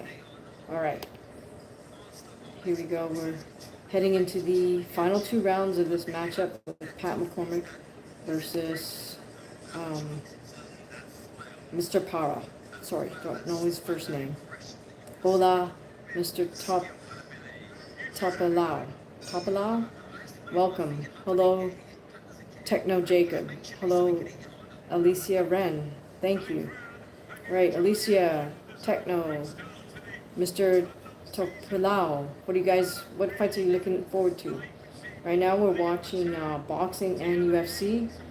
We have a boxing card in the UK. It's the main event. It's Pat McCormick versus a fellow named Paro from Mexico. We got Paro advancing forward behind his jab right hand.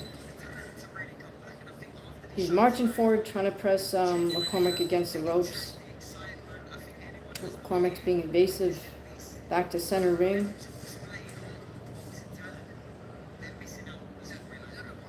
Oh, and McCormick making good use of that short little right uppercut as Paro leans forward. So good for him. He's mixing it up. Certainly much more than his teammate Vuong did. Although I suspect that Vuong is much less experienced than he. So, but props to Ben Davison, the trainer of both Vuong and McCormack, for asking for that little uppercut from McCormack a few rounds ago.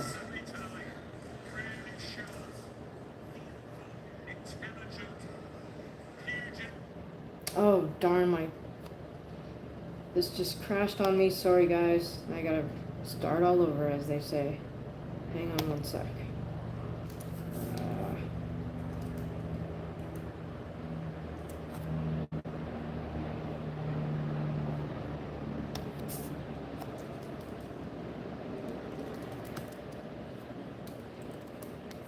Apologize for the delay, guys.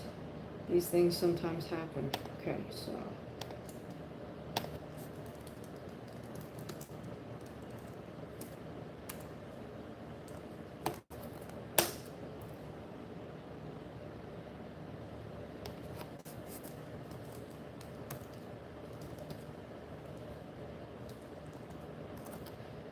Just trying to get my stream back. This is a great fight, though. This is why I love British boxing, because even if I don't know who the fighters are, it always makes for a good fight. Okay, hang on one sec.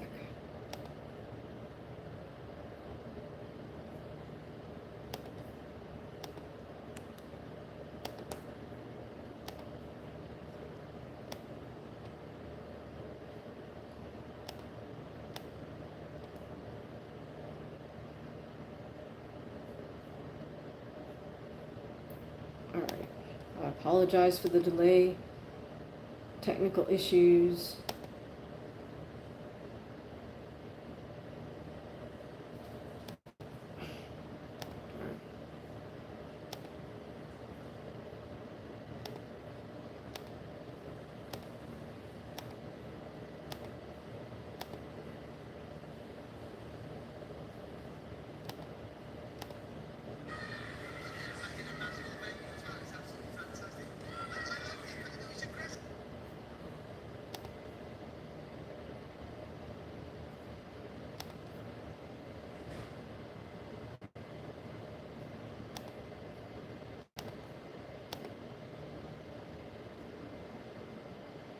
Alright, waiting on the stream for McCormack versus Paro. Alright, Techno Jacob. I'm not sure who's making some weird comments, but if you don't get past the YouTube bot, then you gotta come up with something more clever to say. Alright, so we're waiting on the UFC card to get in the cage. Mauricio Ruffy versus Benoit Sandini. Of course, this is in Sandini's backyard in Paris, and Mauricio Ruffy is one of the fighting nerds out of Brazil. Sandini is a former Special Forces military guy from France. Very mentally tough, we could assume. Let's see. Alright, so the crowd is on its feet, of course, for their guy, Benoit Sandini.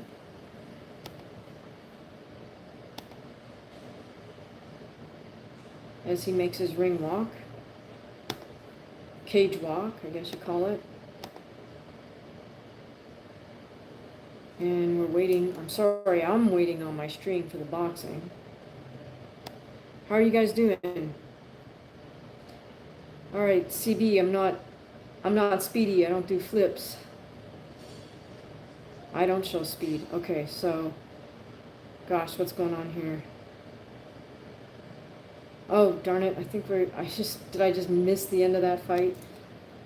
Because they're now showing some other clips. Maka versus Rodriguez, which happened earlier. I apologize, guys, if I missed the climax of that fight. Yo, how are you?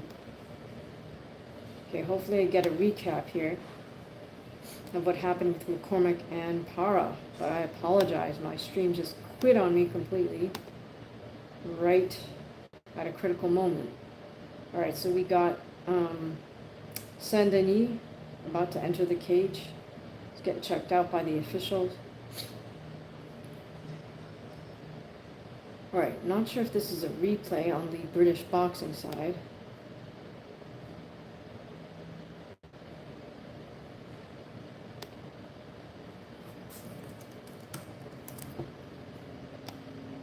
Because I thought this fight that they're showing right now, I thought this fight already happened. Hang tight, guys, I will find out. So, tell me what you guys are doing this weekend. I'm just planning on chilling myself. I gotta clean my apartment for sure. Just started my laundry. Gotta finish that up. How about you guys? What are you doing this weekend? Anything exciting? Alright, let's see. Alright, we don't accept any racial comments or race-specific comments, so boom.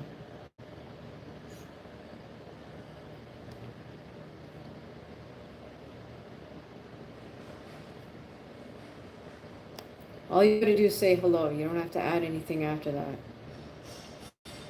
I do need a moderator.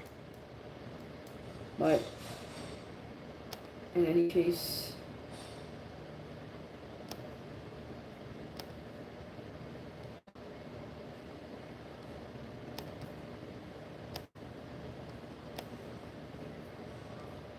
all right, we're doing the introductions in the cage for UFC.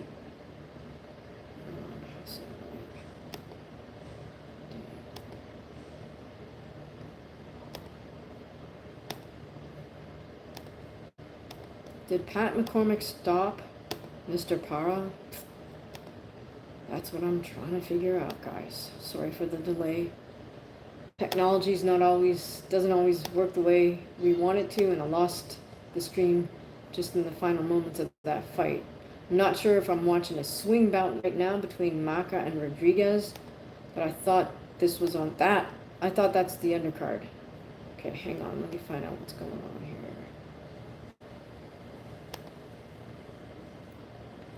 All right, for the Sandini, oh yes, indeed, Pat McCormick stopped Miguel Paro. McCormick was in fact deducted for a low blow. It looks like, I'm guessing, I don't know, I'm not sure if Paro's corner stopped the fight between the 9th and 10th rounds or exactly what happened, but this was a WBA welterweight eliminator, so the winner would earn the right to fight for a belt. So we'll see where Pat McCormick goes from here. Okay, so let's go back to the cage. But good fight. If you're a fight fan, I recommend you check out this fight with Pat McCormick.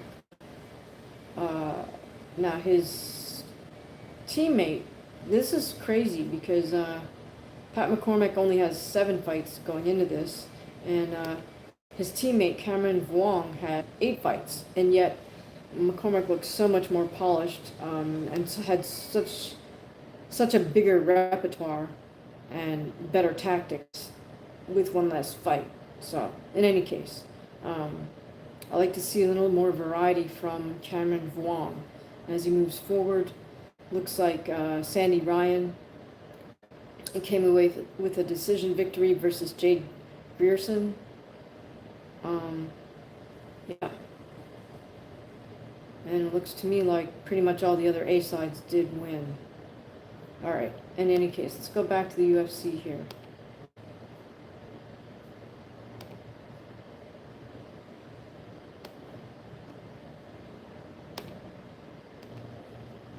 Are you guys fans of the Fighting Nerds? I think they're interesting approach, and I think it's great that they decided they're gonna celebrate nerdism.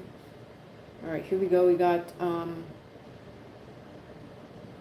Ruffy on top here, Sandini in bottom position. Ruffy's standing up.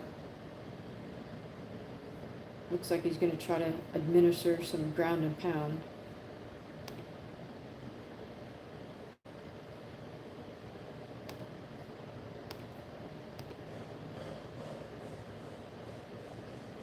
I really wish my internet was better. I've purchased the most expensive streaming, and it still kind of sucks. All right. We now have Sandini reverse the position. Ruffy's in seated position against the cage. Sandini's got one leg hooked over one of Ruffy's legs. Got him with one underhook from behind. Hi, Donna Holmes. How are you? We're watching the UFC fights. Just finished watching a great boxing fight between Pat McCormick and Miguel Paro. Alright, looks like Sandini's trying to go for a head and arm choke here, but I can't quite tell what's going on from the camera angle. Oh, now he's up, elevated, probably trying to do some ground and pound. About a minute and a half left in this fight, in this round rather, not this fight. Minute and a half left in the first round of this fight. UFC Fight Night in Paris.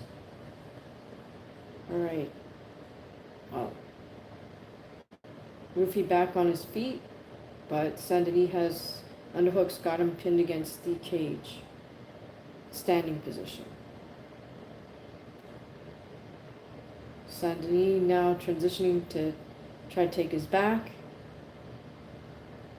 Referee steps in.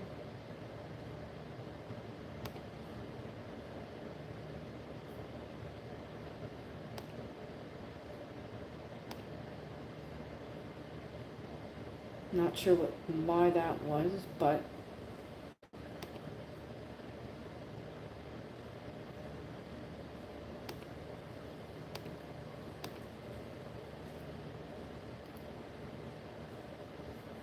we're watching UFC. We were watching a boxing fight, so that's what this is about. Oh, okay, so we got, what happened here? I'm not sure if it was some type of infraction, so the ref's giving timeout here.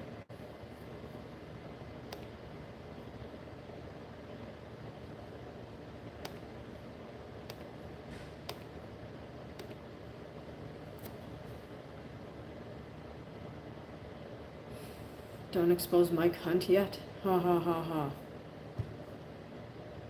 Alright, put this.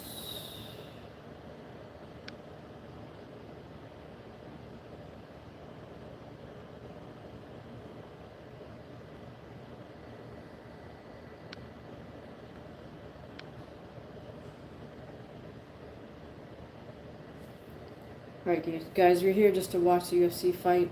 Hi. How are you? Alright, we got Sandini fighting out of southpaw, Ruffy fighting out of righty. That's the round. Close round, but I think we gotta give it to Sandini because he came ahead towards the second half of that round. Alright, hang on a sec.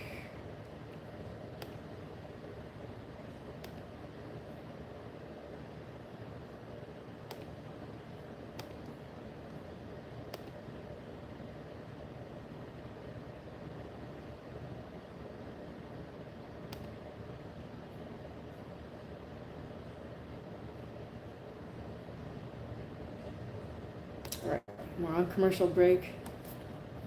Alright guys, I gotta stand up to get something to drink because I'm all out. One moment.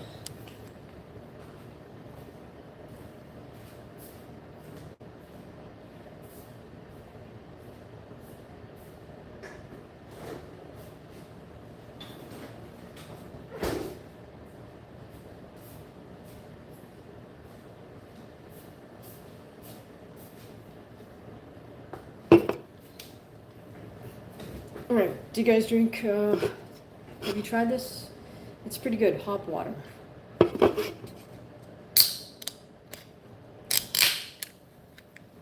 Hey, what's up? We are watching UFC. Benoit Sandini, who's French, he's fighting Mauricio Ruffy, who's Brazilian.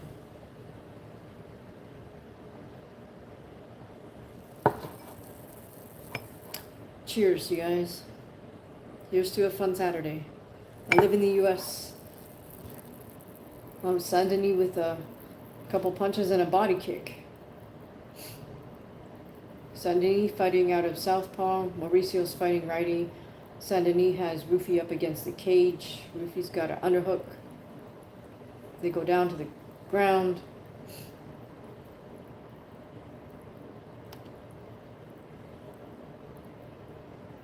Sandini, I think Sandini's on top.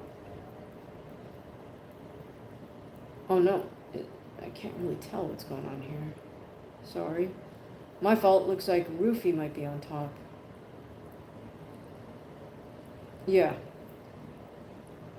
Sandini's defending from bottom position. About 4 minutes left in this round. Now Sandini shoots in for a double. Ruffy's defending against the cage.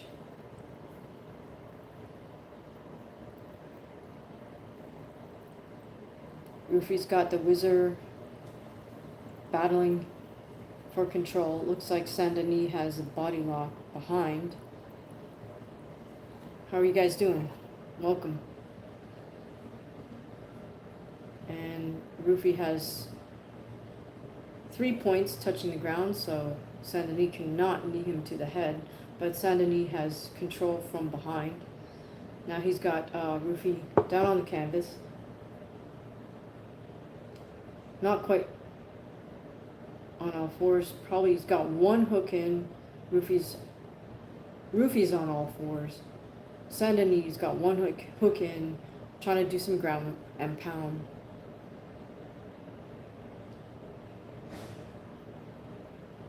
Why are we saying hi? I don't know. Alright, Sandini with the body lock from behind. Trying to work in that rear naked choke. Hard to see from the camera angle whether it's in or not, but this is not a good position for Ruffy to be in. Obviously, he's got to post and try to elevate. I think he's worried that if he does that, he'll open up the space. Oh, and there we go. Ruffy has the tap. So, good win for Sandini. I thought that Ruffy might give him a little more challenge than that, but it was the hard, forceful wrestling of Benoit Sandini that got him that victory, I think. This is boring. I'm going to go watch some other live streams. Okay, have it your way, Mr. or Ms. Triassic Pets.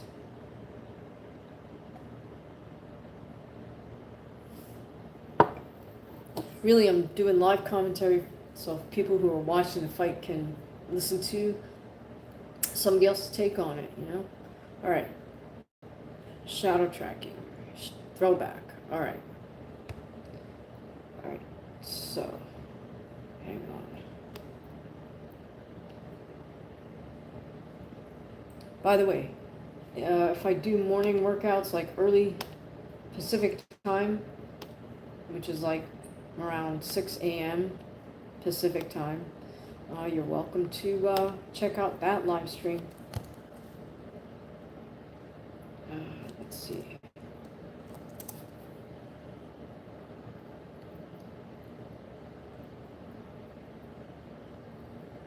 Thank you so much. I appreciate that. Sorry, I can't see your name. Is that Castaneda? Thank you. I hope your day goes well as too. And yeah, I enjoy doing fight commentary. So please subscribe, send a super chat, super thanks, and join us on the next one.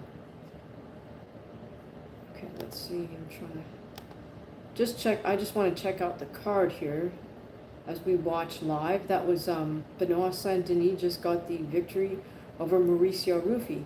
Honestly, I did think that Ruffy might give him a bit of trouble.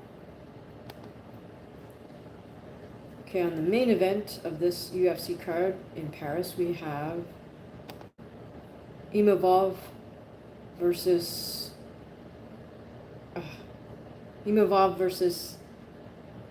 Barajo. Sorry, I butchered that, right? All right, so Nasruddin Imavov is fighting out of France, and he's fighting Brazilian. Is it Cow or Chow? Barajo. Yeah, totally butchered that, but that's up next. It's a middleweight fight. We got the number 2 and Imavov facing the number 7. So let's see how that plays out.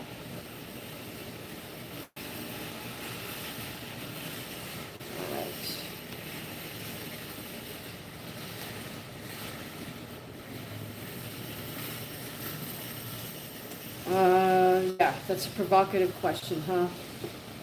Harris, Shaquan.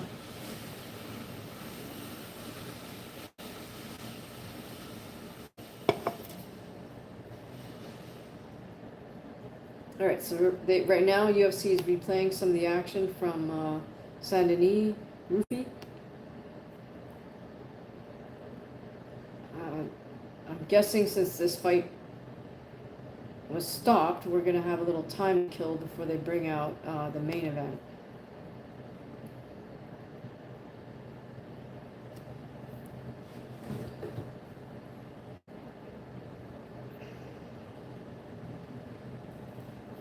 Okay, so with that being said, I gotta jump up and take a little quick break. We'll be back in a moment.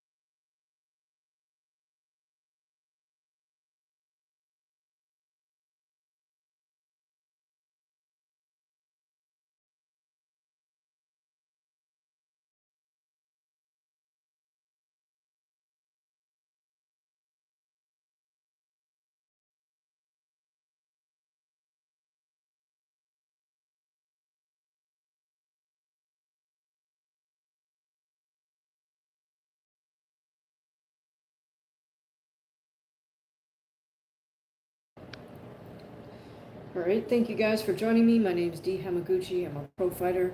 I'm a U.S. National Judo Champion, and we are watching UFC Fight Night.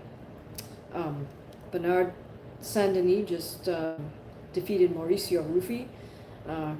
Great win for Sandini because he got it via rear naked choke.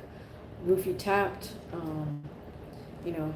Wonderful win for Sandini in his home country of France. This UFC card is taking place in Paris. Let me listen in.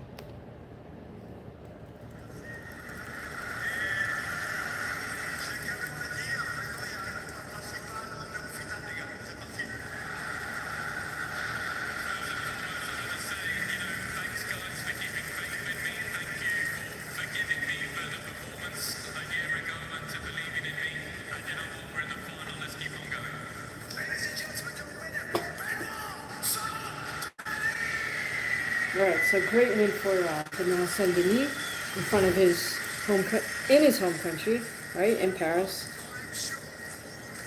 Definitive, made Ruffy tap. There's no question there. So we'll see what's next for him. He thanked the crowd for believing him. This is after he took a loss, of course, and so good win for great win for Benoit Saint-Denis. Hi Reggie, thanks for joining us. Really appreciate you. Do you mind if I make you a moderator? Is that okay?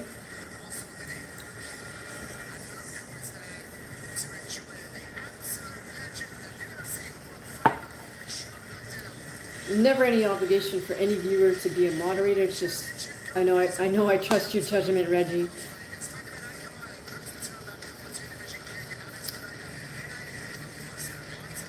Not cool. See, like that one. Cool. Thank you. Thanks, Reggie. I really appreciate it. Glad you're here. Like I've been having to report and block more than a few people, but that's the nature of live streams, right? Hello, Solomon. Thanks for joining us. We're about to see the main event of this UFC Fight Night card taking place in Paris, France. City of Lights. Guess it's the City of Fights tonight, right? That's corny, but oh well. Okay, so it's Nasruddin Imavov, who is fighting out of France, versus, is it Chow or Cow? Barajo? Totally butchered his name, who fights out of Brazil.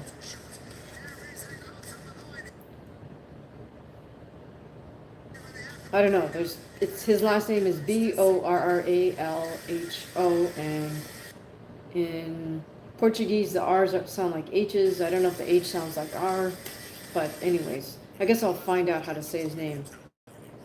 I am from Southern California. Hello. Welcome to this stream. My name's DHamaguchi. I'm a pro fighter. I'm a U.S. National Judo Champion, and I did a live stream of my workout early this morning. It was around 7 a.m. Pacific time. Annabella is in Oklahoma. Very cool. I've never been there, but I would like to visit. Thank you for joining. Really appreciate it. Thank you guys. Oh, this ad just popped up for whale with a whale, and I was wondering, have any of you guys ever gone whale watching? That's one of my new sort of guilty pleasures, I guess you could call it, because it costs over $100 if you want to do it in a smaller boat. So, for example, you get in one of those, the smaller boats seat anywhere from 6 to 12 people. You're sitting low in the water, so you very likely will get wet, if not totally soaked. But the advantage of being in a smaller vessel is that you can get closer to the whales or dolphins than you would be able to in one of those much larger boats where there's 2 stories, people standing on upper deck to take a look at the whales. I guess there's advantages and disadvantages of both. If you're in one of those much bigger ships, you can look down. If you happen to spot a big whale, like a gray whale, I imagine maybe you can see, if the water's nice and calm and clear, you could see the whale under the water and not just its fins or its back when it does its little arch above the water. So, how much should you give? Every penny counts. So if you'd like to give a super thanks, it's always welcome. Super chat, super thanks, whatever you call them. Annabella.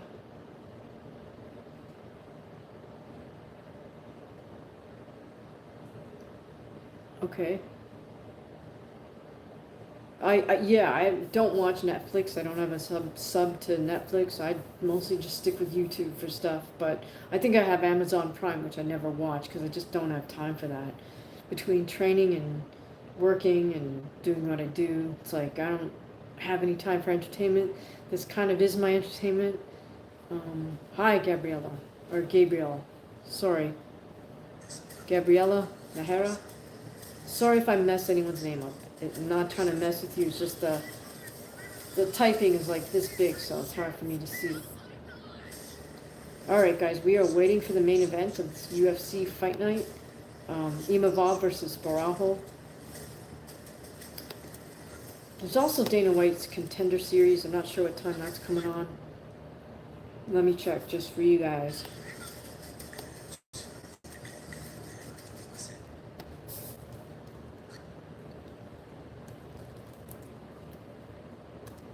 Are you guys going to tune in for Canelo Crawford?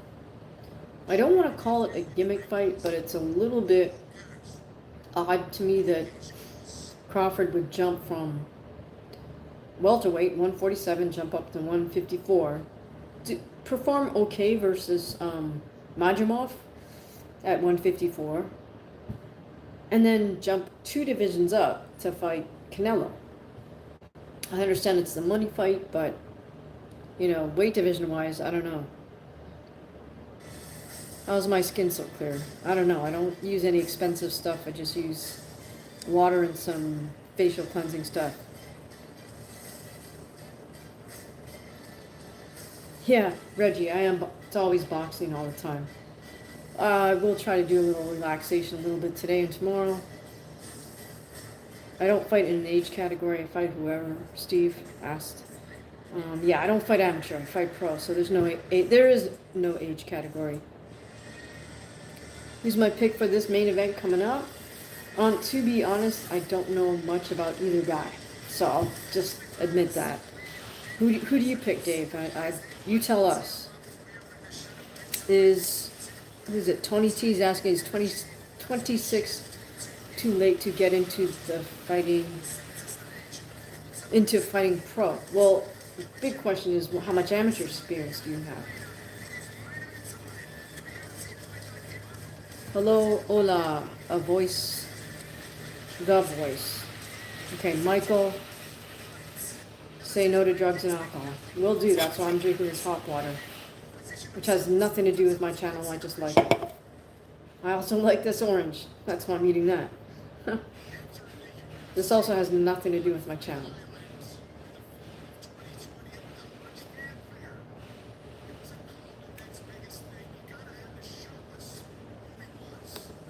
All right, we're doing a little B-roll right now on Imavov.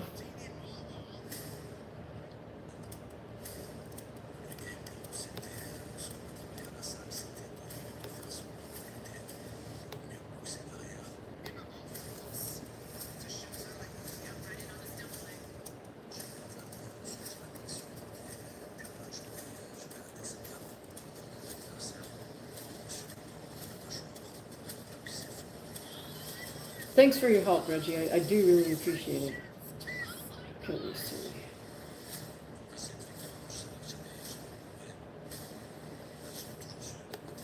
By the way, did any of you guys catch Paulie's fight?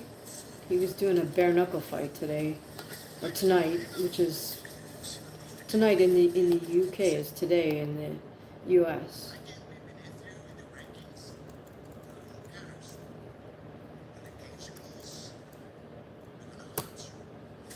Okay, so this is another matchup between somebody from France and one of the fighting nerds.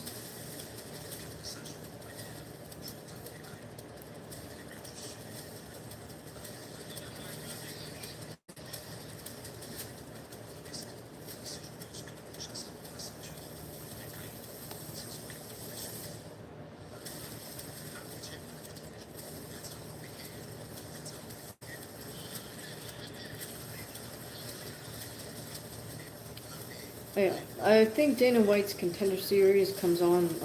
Okay, don't know what's going on. Like I said, my internet, I'm really not happy with this.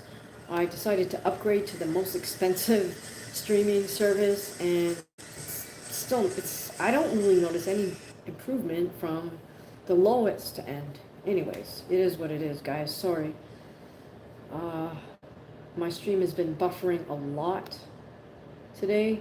This is making me a little bit concerned for the Canelo Crawford stream, because I'm thinking, of course, there'll be 10,000 times as many people trying to watch that fight next weekend, and it's going to suck if I don't get a decent stream, so I'm not sure how I'm going to deal with that. All right, who do you guys have for next weekend? Crawford, Canelo.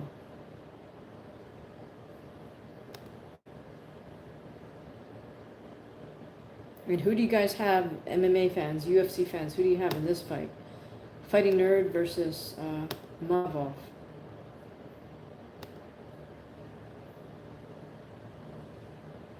I'm going to assume he's of Eastern European descent and he's now residing in France. Or perhaps he's of Eastern European descent and grew up in France.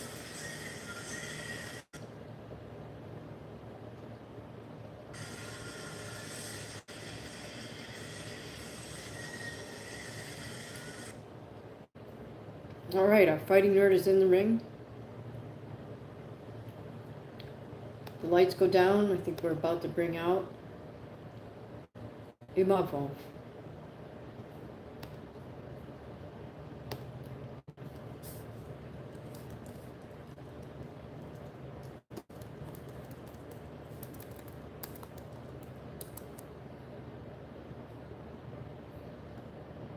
Nasruddin Imavov.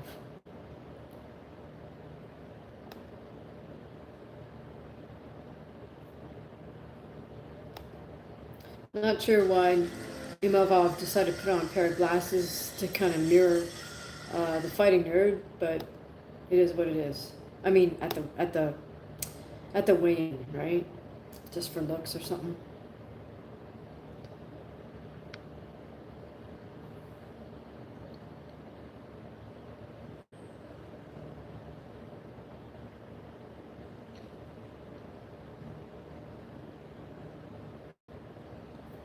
So Reggie's saying, with obviously Canelo has a size and weight advantage, so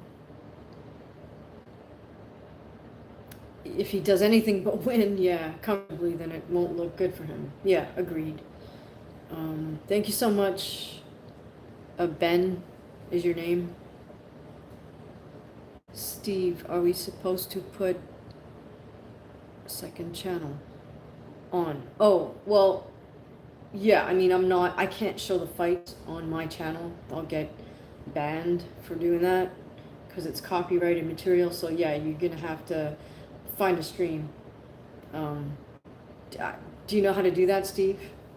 Maybe some of our other viewers can share their link.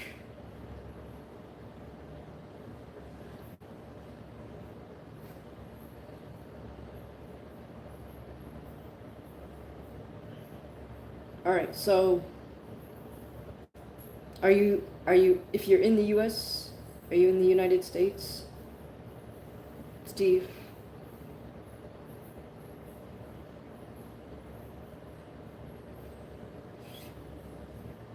Okay, so try crack streams, all one word with an S, dot zip, Z-I-P. See if that works for you. Not trying to get you in trouble, but I mean, use that at your own risk. I guess that's my disclaimer.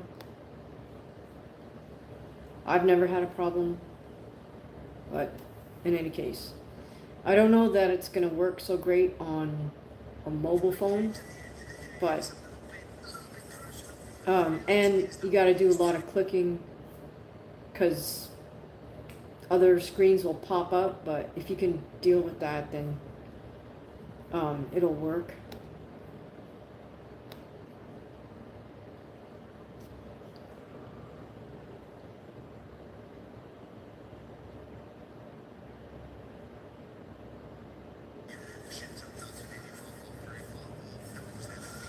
Okay. Thanks for that feedback, Reggie.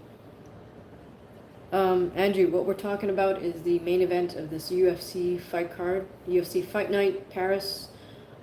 It's now about to be the main event between Nasruddin Imavov, who fights out of France, and a guy who's one of the Fighting Nerds who fights out of Brazil. So Reggie's letting me know about the internet service. So okay, that does make sense. If my YouTube stream is pretty stable, then I'm not sure if it could be the stream to my device, like, or it could be my device. It could definitely be my device because it's pretty darn old. It's outdated, meaning the device like I'm using to watch the fights on. So there's another upgrade I could do. I'm trying to use any of the funds I earn from this channel to reinvest in the channel. So like my next thought was the next time YouTube pays me, which will hopefully be this month, I will invest in a better microphone for when I shoot stuff outside, or when I shoot some of my longer videos. For whatever reason, I find that when I try to use the mic on this mobile phone, it doesn't work. So hopefully you guys find the sound okay, because it's the mic off my Samsung. That's another thing I could upgrade just for myself, is this Samsung Galaxy Ultra is like 23 and they're up to 25, so that's a whole nother follow axle. Alright, so we got Buffer screaming his it's time thing. It's time catchphrase. Who do you guys like better, Michael Buffer or Bruce Buffer?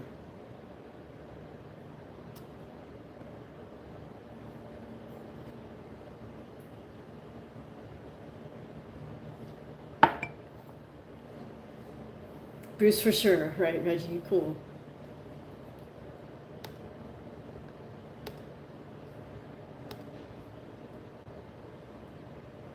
I think Bruce is the one that told Michael to put a copyright on the "Let's get ready to rumble" phrase.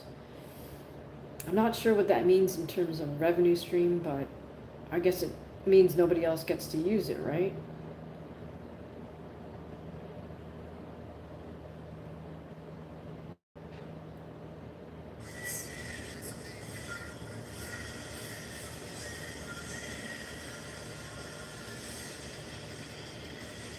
Oh, yeah, I didn't read that tattoo. I guess I should take a closer look at it.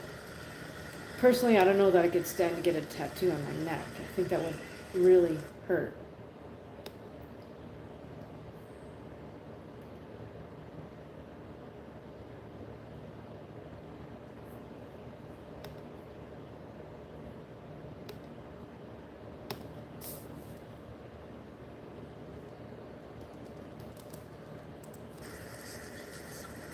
All right, so the fighters are at center cage, listening to the final instructions. They smack hands and head back to their respected side of the cage.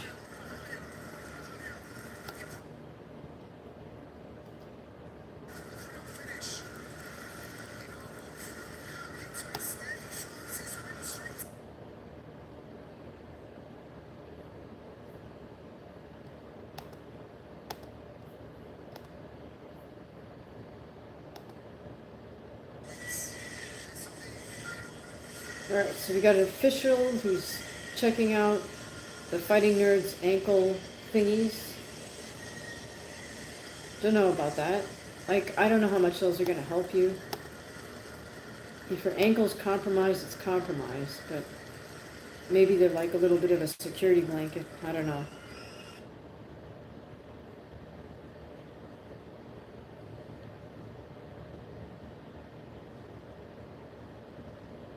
Alright guys, here we go. Hello.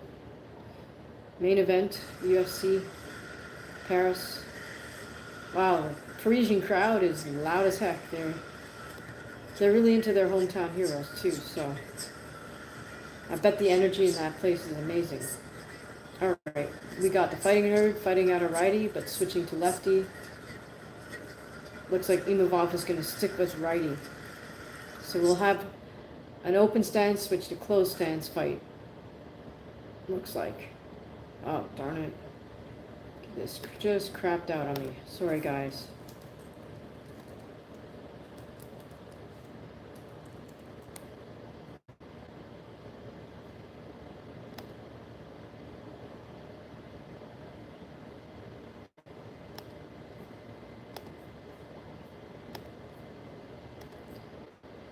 Thanks for your patience. Here we go. Yeah, the Parisian crowd is just amazing. They're just chanting and singing.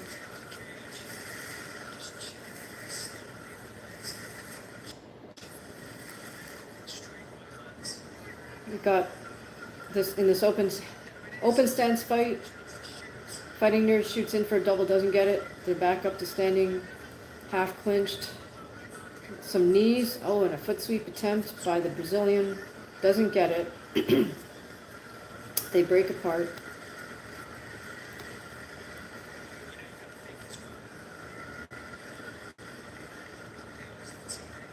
Bahalio, I guess that's how you say his name, is moving around. Lateral movements. Oh, nice boxing combination by Imavov. In close. Since it's an open stance fight, we have a little bit of those jab hands canceling each other out. A nice lead hook thrown by the Brazilian, followed up with a body shot, body kick. Imavov has his lead hand kind of extended. Both men have their fingers out, so hopefully we don't get any eye pokes here.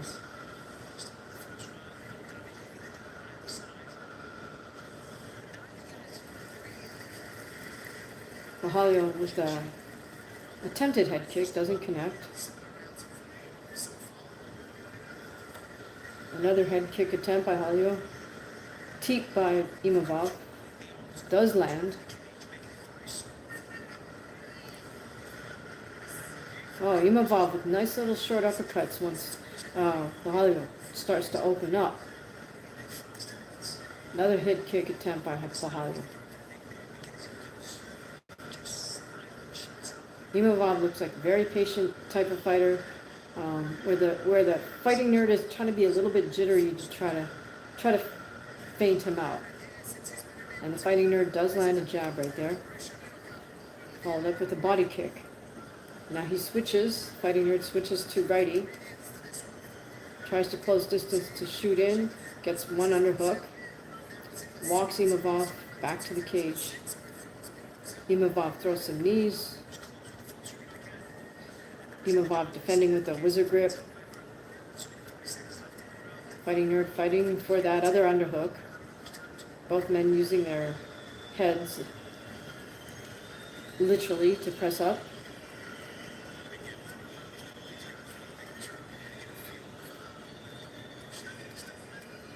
Parisian fans are whistling, which is a form of booing, right? Imavov trying to go do the limp thing, because Bahalio has both underhooks. You hear the 10-second bell.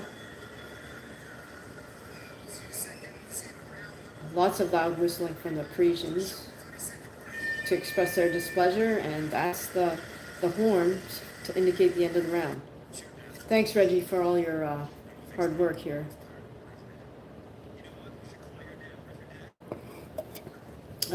This helps me immensely to just focus on the commentary and not the comments, literally. So much appreciated, Reggie. Shout out to Reggie Watts. Thank you. Guys, don't forget, if you enjoy the live stream, all right, Reggie, cool.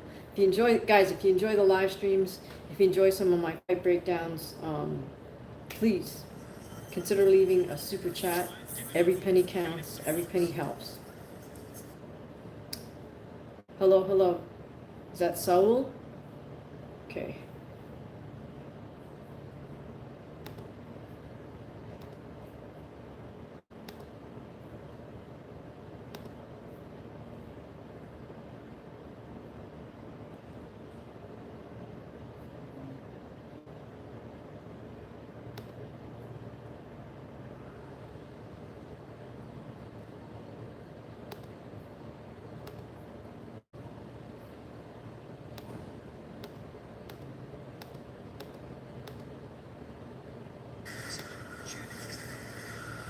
Alright, again, the second round starts in open stance. Both men kind of canceling each other's lead hand out. Imavov's fighting out of righty, so he's using his left-handed jab, and Bohalios he's fighting out of southpaw, so he's using his right-handed jab.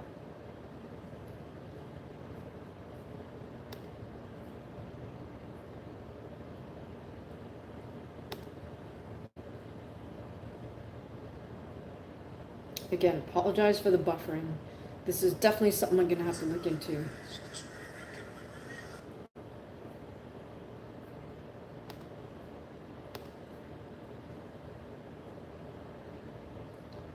This round seems to be proceeding a little slower at the moment.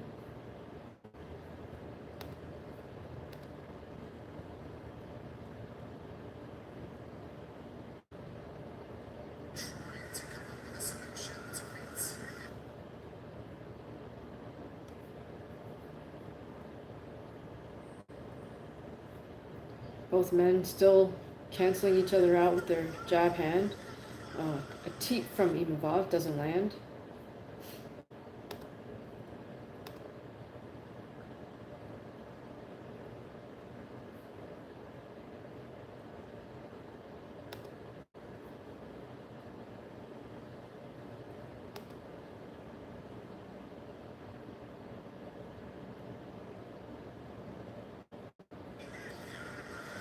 Okay, a little more action closer in now. Of course, this is still a stand-up fight.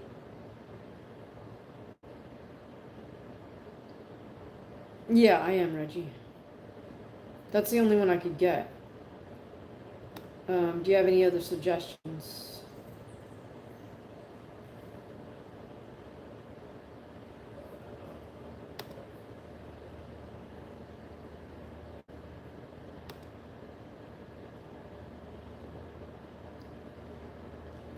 Is it VIP box? Let me see about that one.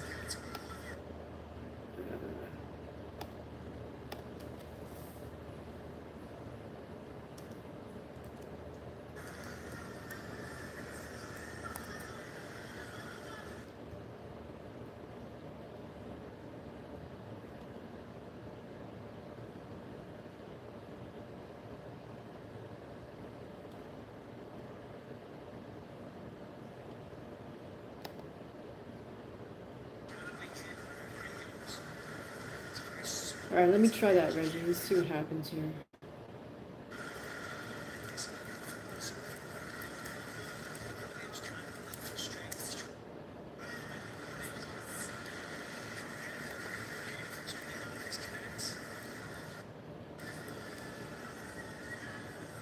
Alright, we got the fighting nerd still making lots of jittery movements.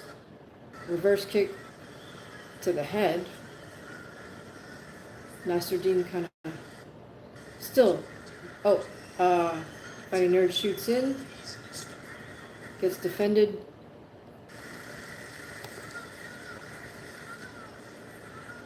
Another rear kick by Nasruddin. Another body kick attempt by the fighting nerd.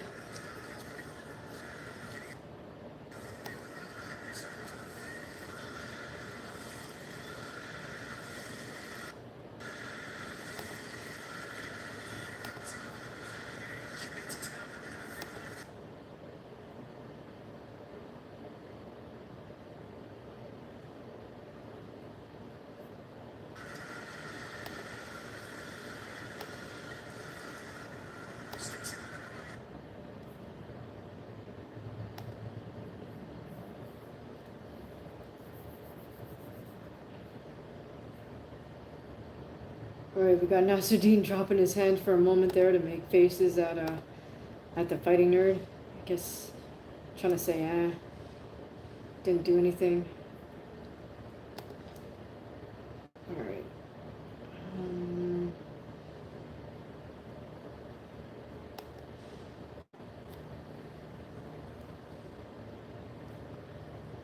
Okay, nice round. Alright, I would give the fight to Imavov at this point, but let's see how this plays out.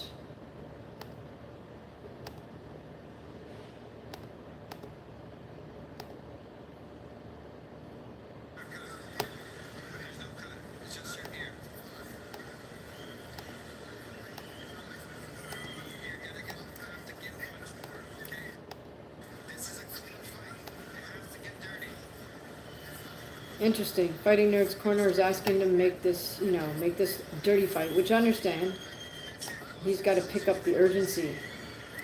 Not about trying to score points, right? Showing a nice body kick there. Nice body shot, rather, and a nice spinning back fist by Imavov. Nice jab by Fighting Nerd, and that's the one where Imavov kind of shook his head at him, as if to say, didn't do anything. Alright. Thanks for doing that, Reggie. I guess these people will keep you busy. Alright, let's see.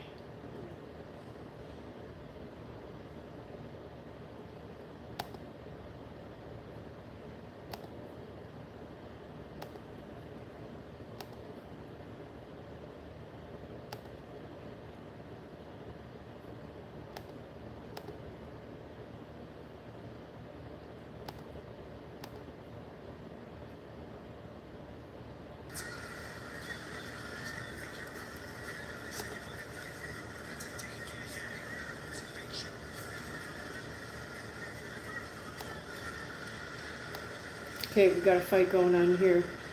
The Fighting Nerd's starting to open up. Throws a right hook, tries to shoot in. Nasruddin defends it.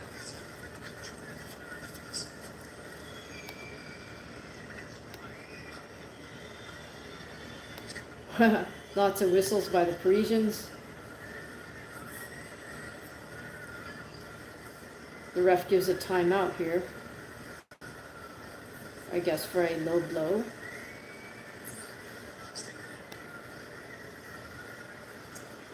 Yeah, knee to the groin by the Fighting Nerd. the Parisian crowd's going crazy when they show it on the replay. Tons of loud whistles.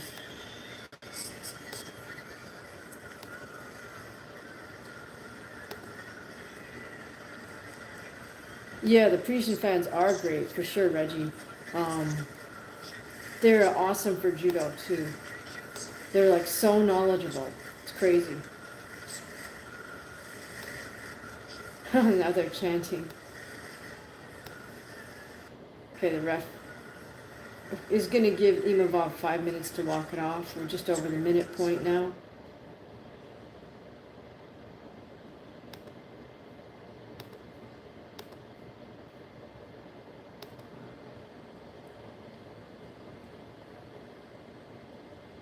Let's see.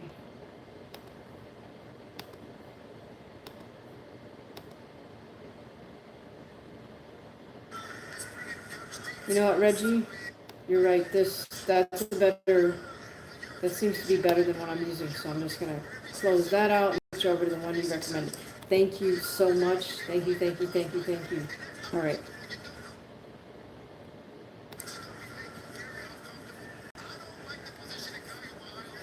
I mean, I don't care if it's HD or not. I know it's in HD, but I'd rather see it than see it broken up in HD, you know?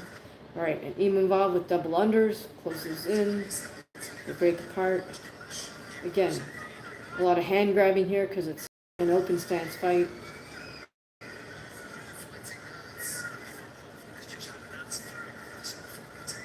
Body kick attempt by Fighting Nerd.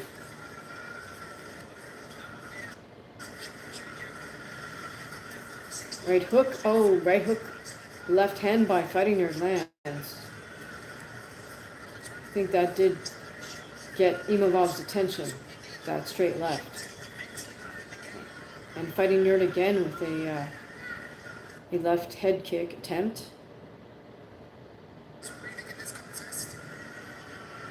Yeah, Reggie, I understand. It might be worth paying the Netflix. Is it $9.99 or $19.99?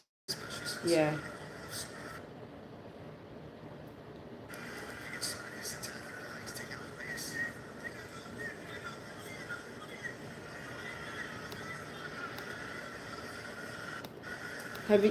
What's been your experience with the Netflix streams? I mean, I haven't. I haven't watched anything on Netflix in forever. Alright, just under 2 minutes here. Imavov still bouncing on his feet, staying right on top of the Fighting Nerd. Fighting Nerd's moving around, trying to bounce around. Again, lands a nice 1-2. And then looks like he's complaining about an eye poke or something. And the Parisian crowd's going crazy whistling. Ref seems to be giving him time. Official timeout.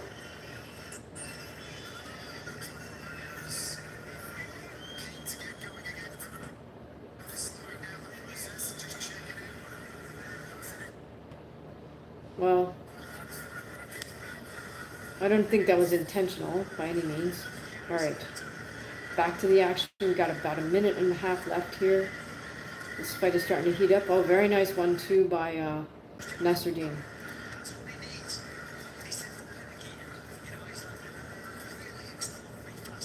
Fighting Nerd's doing the right thing. Ooh, just got caught there with a 1-2 by Nasruddin. It's almost like the Fighting Nerd's being a little too jittery for his own good, though. Fighting Nerd shoots in for a double, doesn't get it, moves up. Imavov has that wizard grip, though, so defending well. Fighting Nerd has one underhook. No, Nasruddin has one underhook. Less than a minute to go, and the Fighting Nerd has Nasruddin up against the cage, but the Fighting Nerd, but Nasruddin reverses that. And now they're off the cage, back in the center cage.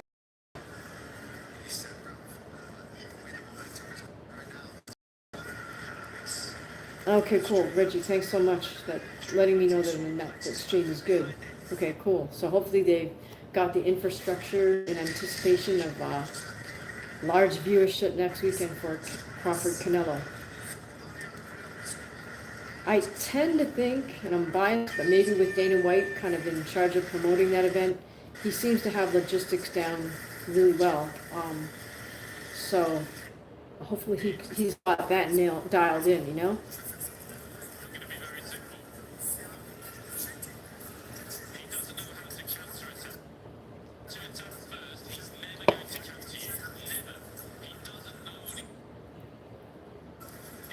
Now that said, if anybody would like to sponsor it next weekend for the Crawford Canelo, you're welcome to do that. Just leave a super thanks or a super chat. You can head over to buymeacoffee.com and chip in for that pay-per-view over there. But as I said, every penny helps, so if a couple viewers want to help chip in for that, that would be super cool.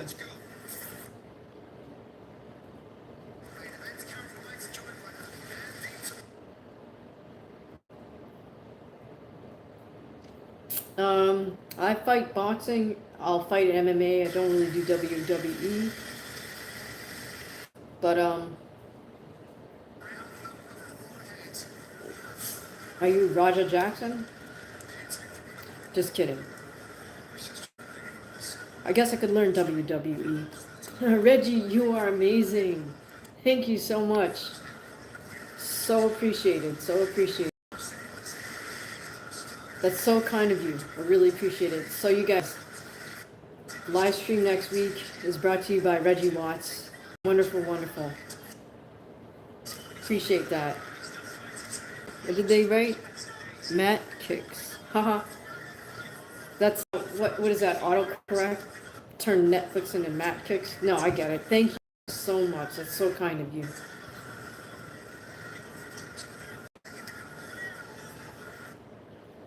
Alright guys, this fight is starting to heat up in front of the Parisian crowd here, cheering for their guy, of course, Nasruddin Imavov. We got 4 minutes left in this round. Oh, nice jab right hand by Imavov. Another Imavov with another effective jab. Looks like the Fighting Nerd's trying to counter him with a straight left.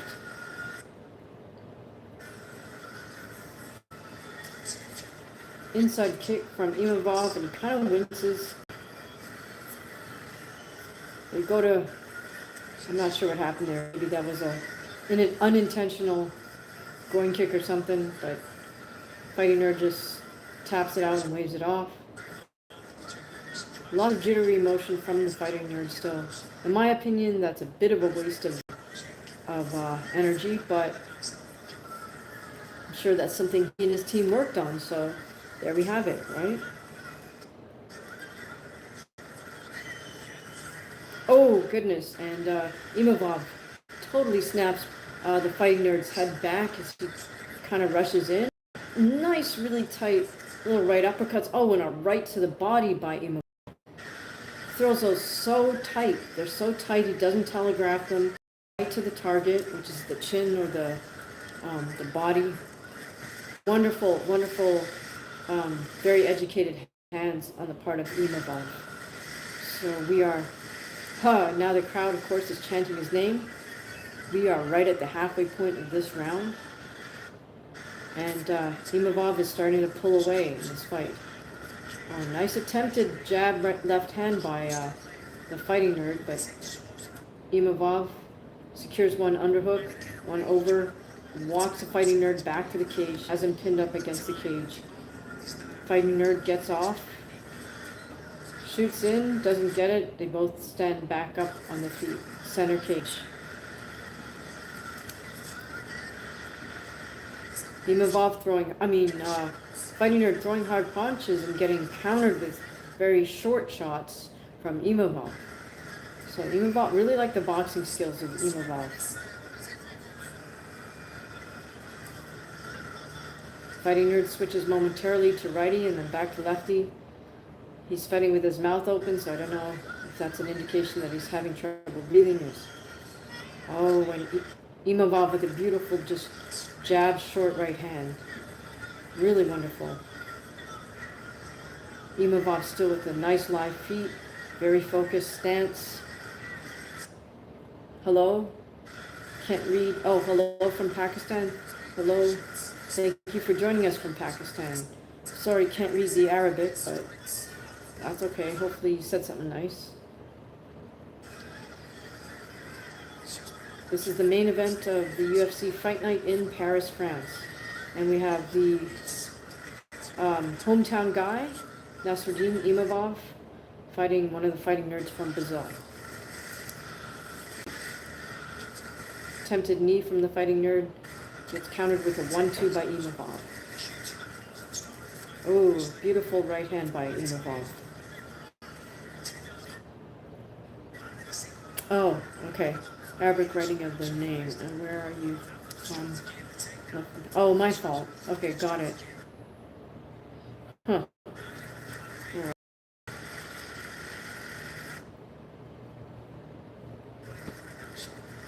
To the person in Pakistan, I am in Southern California. Ooh, goodness. So Imavov has Fighting Nerd against the cage, landed a really hard little short left hook. Fighting Nerd storms back. Left head kick. And that's the round. The men touch gloves at the end. They know this is a good fight. I would say the Frenchman is up, but Fighting Nerd is making a very good show of himself. So it's not like no matter the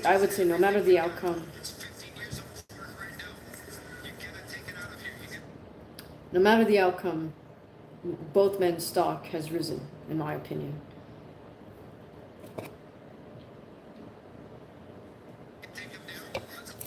Bonjour, comment ça va?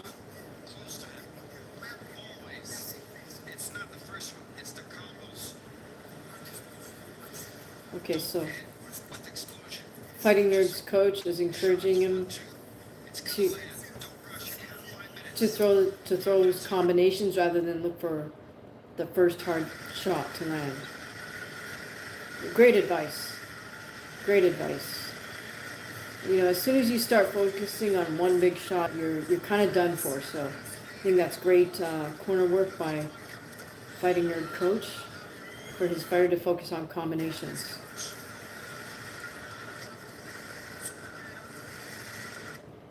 Right away, we got Nasruddin kind of trying to push the Fighting Nerd back a bit.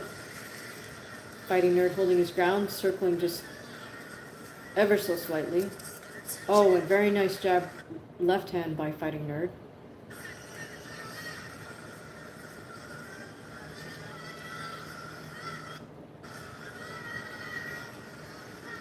Fighting Nerd still on live feet. So is Nasruddin. Oh, very nice right hand. Slightly overhand right by Nasruddin.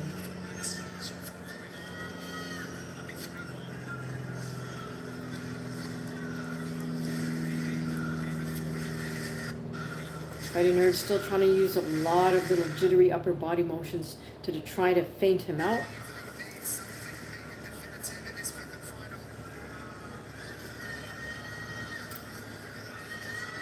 I have Nasruddin up. I don't know. I'm not sure if we can give the Fighting Nerd more than one round at this point. Oh, nice shot.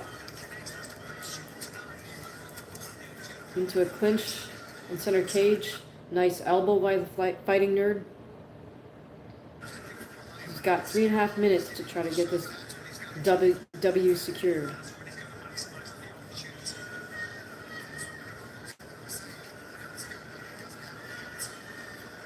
I like how Nasruddin just stays nice and focused. He doesn't get distracted by all of the jittery motion of the Fighting Nerd. The eye poke, right. I think my stream might be lagging a bit.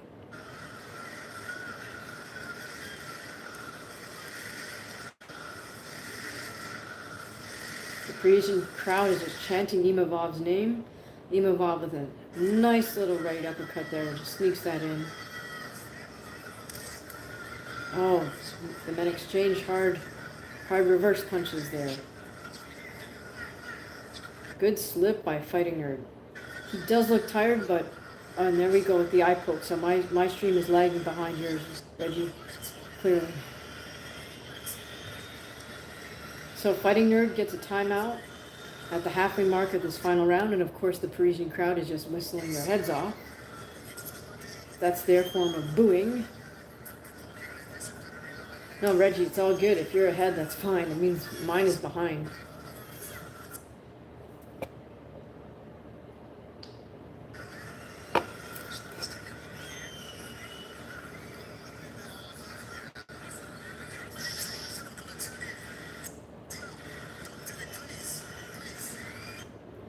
Alright, the doctor's talking to the Fighting Nerd. I think he's trying to ask him, he's saying, talk to me, please.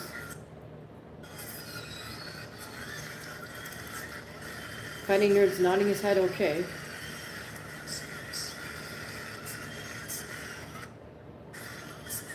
So here we go. There's a 1-minute timeout. The ref is cautioning Nasruddin. We're exactly at the halfway mark in this final round. Oh, Fighting Nerd lands a terrific 1-2. Tries for a body kick, doesn't land that. Both men fighting with a little more urgency. Fighting Nerd certainly with much more urgency.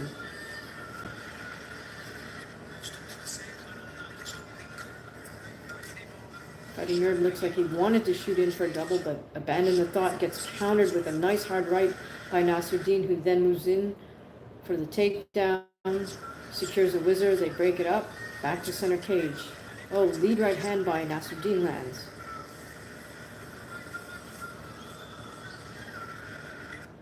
Under 2 minutes to go here. Mark Goddard is a great ref, Reggie. I would definitely agree with that.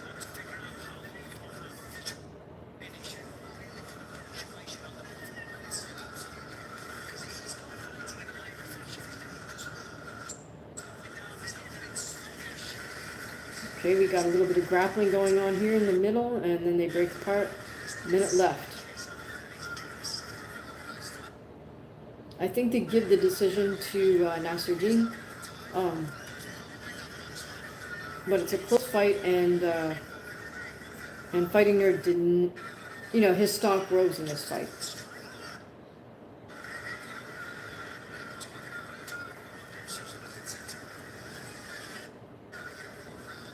think it comes down to that Nasruddin has just slightly more sophisticated boxing skills than Fighting Nerd. He was able to also neutralize all of Fighting Nerd's takedown attempts. So credit to him in that regard also. You know, he kept the game where he wanted it, which was on the feet, and mostly about the hands, not so much about the kicking.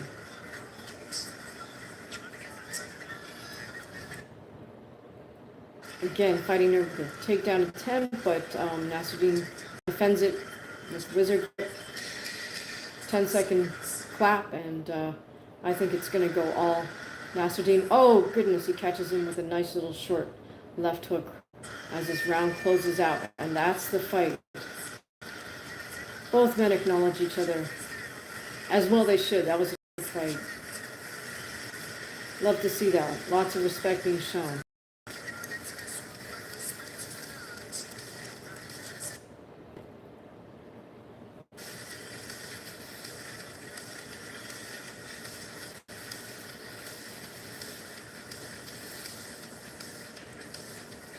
Okay, so we await, as they say, the official decision. Tell me what you guys thought of that fight. Tell me what you guys are looking forward to doing this weekend.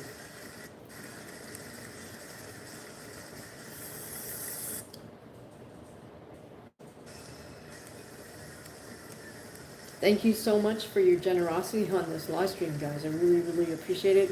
Thank you, Reggie. Thanks for being the moderator and for your generosity.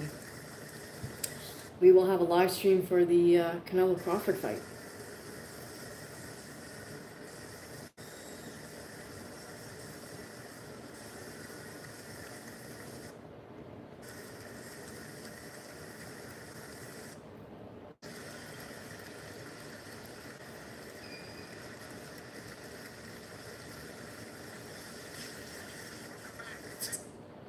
He says the judges need to be careful. A bad decision could create a riot. Yeah, well, I feel like, you know, regardless, I feel Imavov won that fight. I think you could arguably give Bora, I can't say anything. You could arguably give the Fighting Nerd a round, perhaps, but I think, here we go.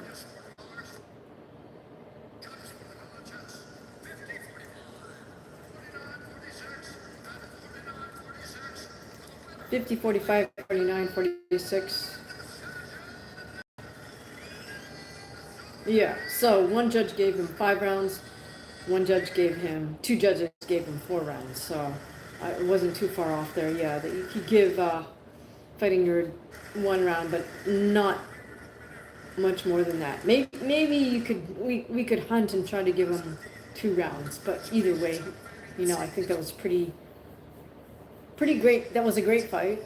I have to say that. So in that regard, you know, fight fans, we were treated well this weekend because the UFC main event was a good fight, even though I think we knew who was going to win, and that McCormack Paro fight was also a great fight. Again, even though it was pretty clear who was going to win that fight. When two fighters come to fight, it makes for a good fight, regardless of who the hometown favorite is and which way the momentum of the fight is going. As long as both people are coming with the intention of fighting, then it's a good fight. By comparison, when one fighter decides they're not going to fight, they're just going to run around the ring, you're going to try to eke out a decision, then it sucks, right? It's not entertaining, no matter how skilled that other person is, whether they're the A side or the B side. So we think back to the Fatal Fury card where Devin Haney ran around. Ryan Garcia didn't perform that well at all. And then the next night, William School ran around, and Canelo couldn't figure out how to cut off the ring and just complained about it. And then F.A. Jagba ran around. At least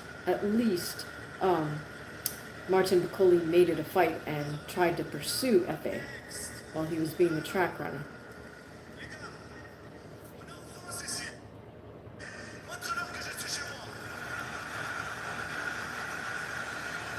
Oh, so Nasruddin addresses the Parisian crowd. I'm wondering if this is at the place they call Bercy, which is kind of like a pyramid, sort of a truncated pyramid with grass on the sides.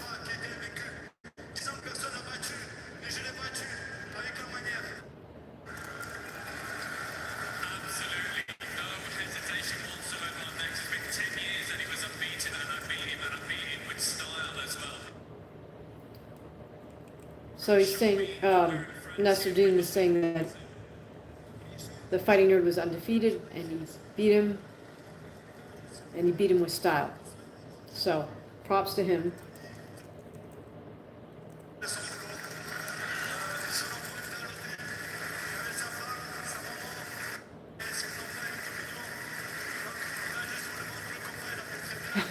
And the Parisian crowd is so polite, you know, they're clapping as he speaks, very civilized. So they're loud with their whistling, but they're always willing to acknowledge a great performance, which that was. So here's the thing: if the other guy had won, the Parisian crowd would have acknowledged the Fighting Nerd. You know, they would have clapped for him. They're not like, they don't boo a winner like that. You know, when as long as the winner clearly won, they'll applaud the winner, whether they're from their country or not.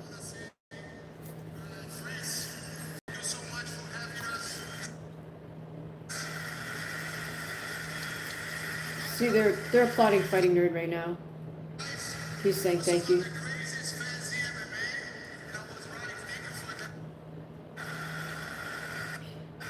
Fighting Nerd saying they're some of the craziest fans in MMA and thanks them.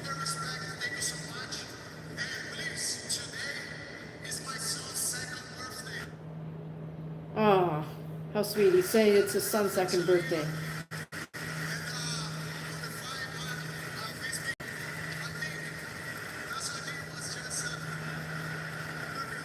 Oh, so they're showing Fighting Nerd's little baby play. How do I know about Bercy? Because I was judo training and actually compete there, got my ass kicked. But yeah, I've been to Paris a bunch of times for judo and for school.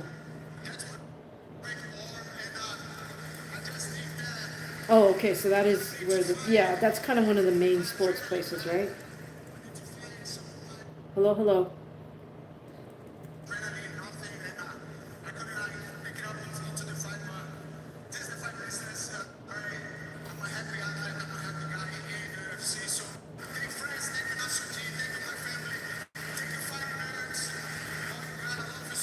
Oh, his English is excellent, by the way. Yeah, I did a lot of judo, Reggie. I trained at a dojo called Arce, which is way out on one side, the west side of Paris, if I recall correctly, and then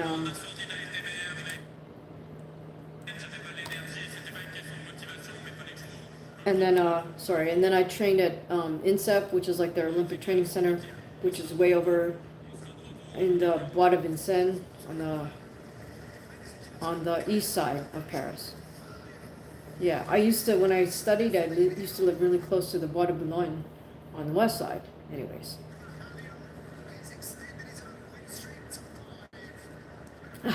Okay.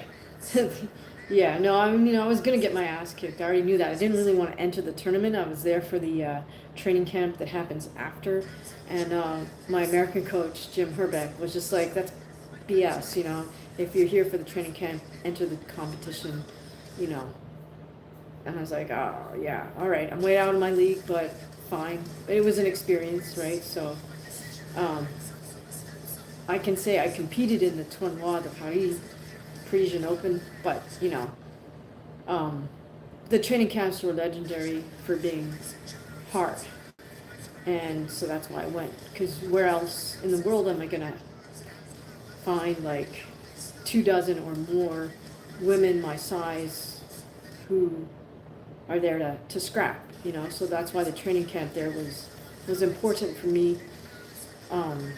There's really nowhere in the U.S. or probably even in the UK where you could find that many women at our weight division, right? But, you know, Paris was always a safe bet.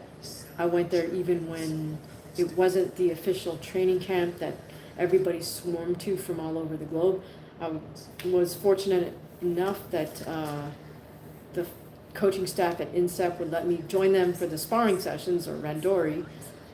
They wouldn't let me join them for the technical because they're not going to coach me or teach me anything, but I was welcome to show up to be a body to get smashed around, right?